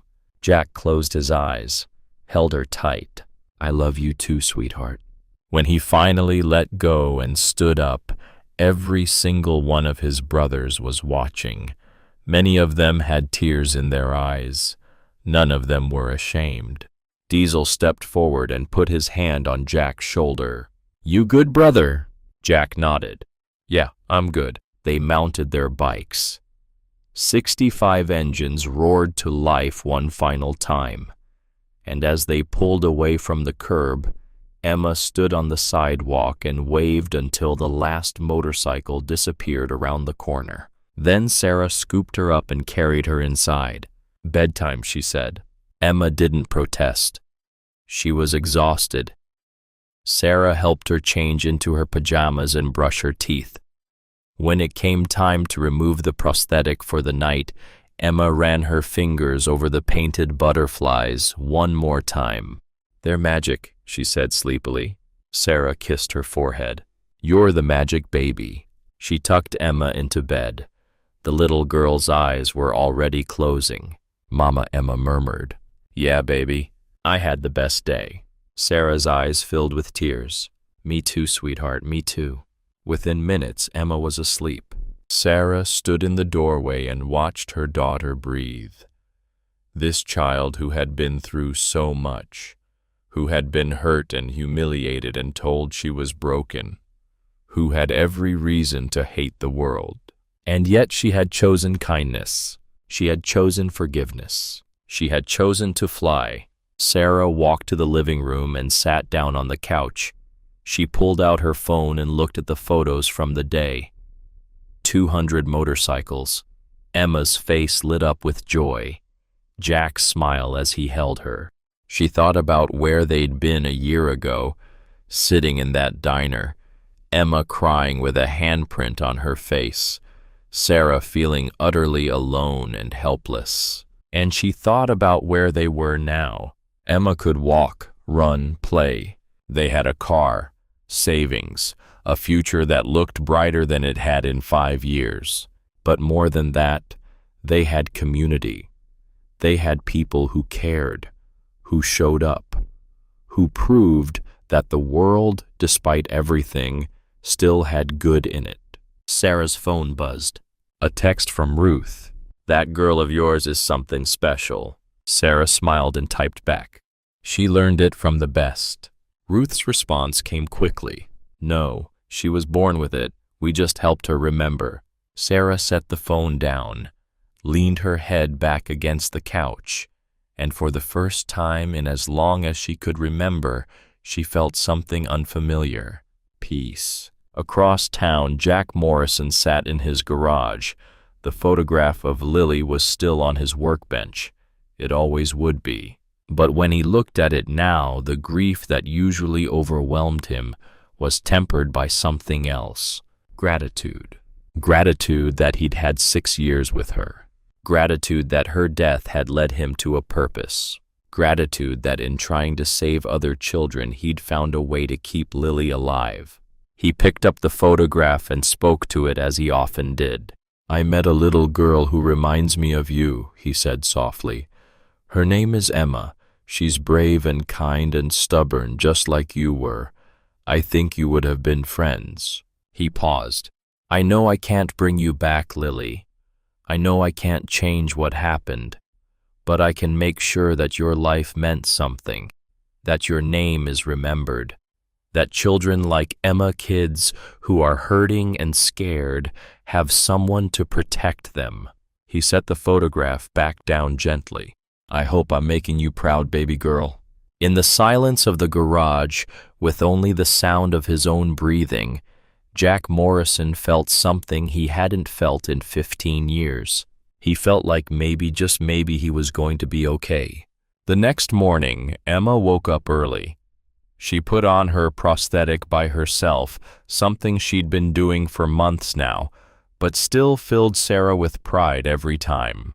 She walked to the kitchen where Sarah was making breakfast. "Mama, can we go to the diner today?" Sarah smiled. "We can go anywhere you want, baby. I want to see Mama Ruth, and I want to draw butterflies, and I want to save one for Uncle Jack so he can put it on his motorcycle." Sarah's heart swelled. "That sounds perfect." They took the car, not the bus. Sarah still wasn't used to having her own vehicle.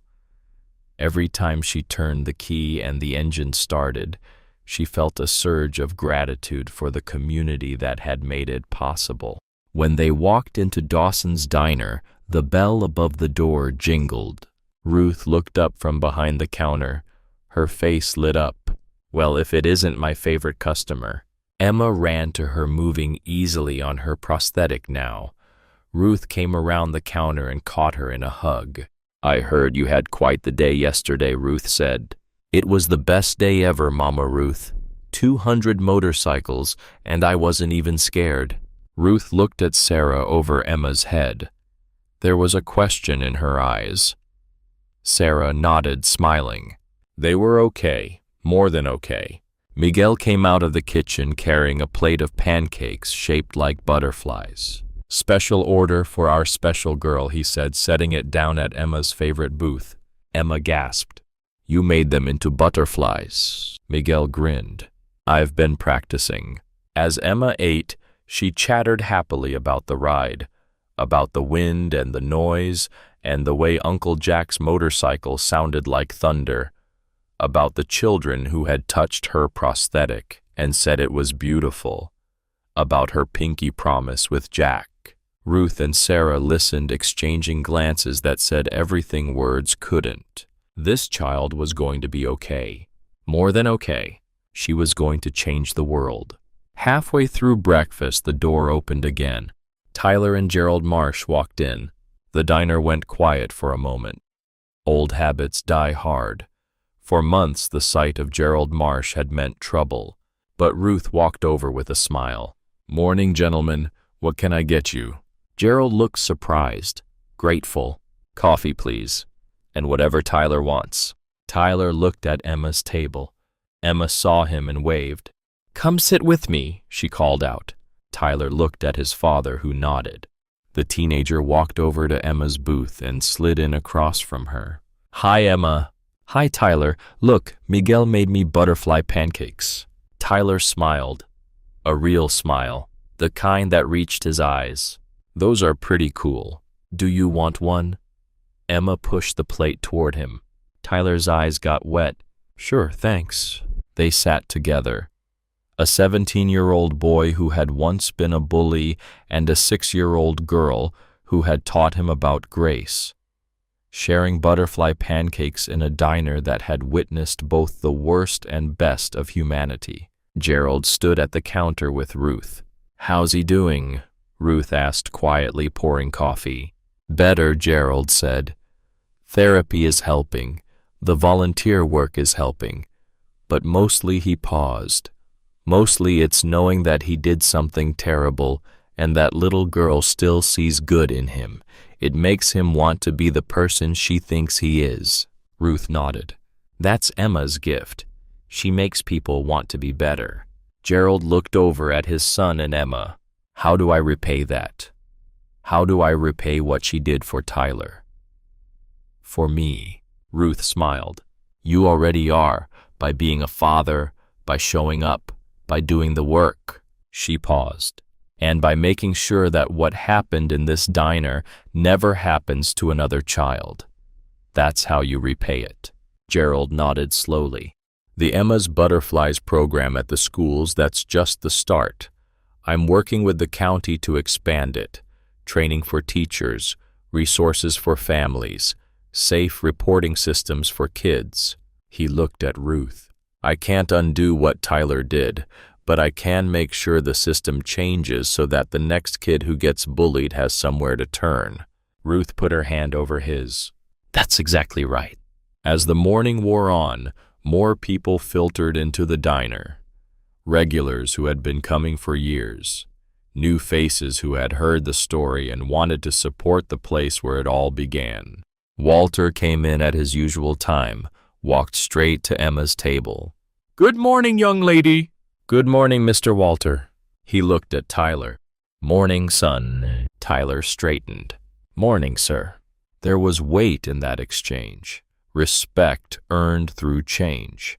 Walter had watched Tyler transform over the past year, had seen the volunteer hours, the therapy sessions, the genuine effort, and Walter, who carried his own shame from that terrible day, recognized the work it took to become better. "I'm proud of you, boy," Walter said simply. Tyler's eyes filled. "Thank you, sir." Walter nodded and moved to his booth. The day passed in a gentle rhythm. Breakfast became lunch. Lunch faded into early afternoon. Emma drew butterflies on napkins. Sarah drank coffee and chatted with Ruth. Miguel cooked and occasionally came out to check on his favorite customer. Around 2 in the afternoon, the door opened and Jack Morrison walked in. He wasn't in his leathers this time, just jeans and a t-shirt, but his presence still commanded attention. Uncle Jack. Emma slid out of the booth and ran to him. He caught her and lifted her up. "Hey, Butterfly, I heard you were here. Did you come for pancakes?" Jack looked at Ruth, who was already pouring coffee. "I came to see my favorite girl." He carried Emma to the booth and sat down with her on his lap. "I have something for you," Emma said. She pulled out a napkin with a carefully drawn butterfly. "I made this for you. For your motorcycle." Jack took the napkin like it was made of gold. "This is perfect, sweetheart. I'll put it right on my handlebars. Really, really, Emma beamed. Sarah watched from across the table. Watched this man, this giant of a man with tattoos and scars and a reputation that made most people nervous, hold her daughter with the gentleness of someone holding the most precious thing in the world. She reached across and squeezed Jack's free hand. "Thank you," she said, "for being her hero." Jack shook his head. "I'm not her hero, she's mine." The afternoon sun streamed through the windows of Dawson's diner. Outside, the world continued. Cars drove by. People went about their lives. The universe spun on indifferent and infinite. But inside that diner, something sacred was happening. A community had formed, not through blood or obligation, but through choice, through showing up, through standing between a child and the cruelty of the world, through 65 motorcycles and a butterfly drawn in crayon, through falling down and getting back up, through forgiveness and grace and the stubborn, radical belief that broken things can be made whole. Emma climbed down from Jack's lap and went to the window. She pressed her face against the glass and looked out at the street. "Mama," she said, "I can see the whole world from here." Sarah joined her at the window. "What do you see, baby?" Emma pointed. "I see the street where the motorcycles came. I see the sky where the butterflies fly. I see people walking and cars driving and birds sitting on the telephone wires." She turned to look at her mother. "And I see us, right here, together." Sarah knelt down and pulled Emma close. "That's right, baby. We're right here, together. And we're never going to be alone again." Emma smiled and rested her head on Sarah's shoulder. The two of them stood there silhouetted against the afternoon light, while behind them the diner buzzed with life and laughter and love. Jack watched from the booth. Ruth watched from the counter. Tyler and Gerald watched from their table. Miguel watched from the kitchen door. Walter watched from his corner booth. All of them witnesses to this moment. All of them changed by a little girl who refused to stay broken. And in the parking lot outside, if you looked closely, you could see the faint oil stains where 65 motorcycles had once stood. A reminder that when the world breaks a child, there are still people who will drop everything and ride through the rain to put her back together, because that's what heroes do. They show up. They stand in the gap. They hold the broken pieces until they're ready to be whole again. And sometimes, if you're very lucky, they have loud motorcycles and leather vests and hearts big enough to save the world one butterfly at a time. Emma turned from the window and looked around the diner at all the faces watching her. "I love you all," she said simply. And every single person in that diner, from the 61-year-old biker to the 81-year-old greeter to the 17-year-old reformed bully to the 65-year-old waitress to the cook and the mother, and everyone in between said it back. "We love you too, Emma." Because love, they had learned, was the loudest engine of all. And kindness, it turned out, was the greatest ride. And a little girl with butterflies on her leg had taught them all how to fly.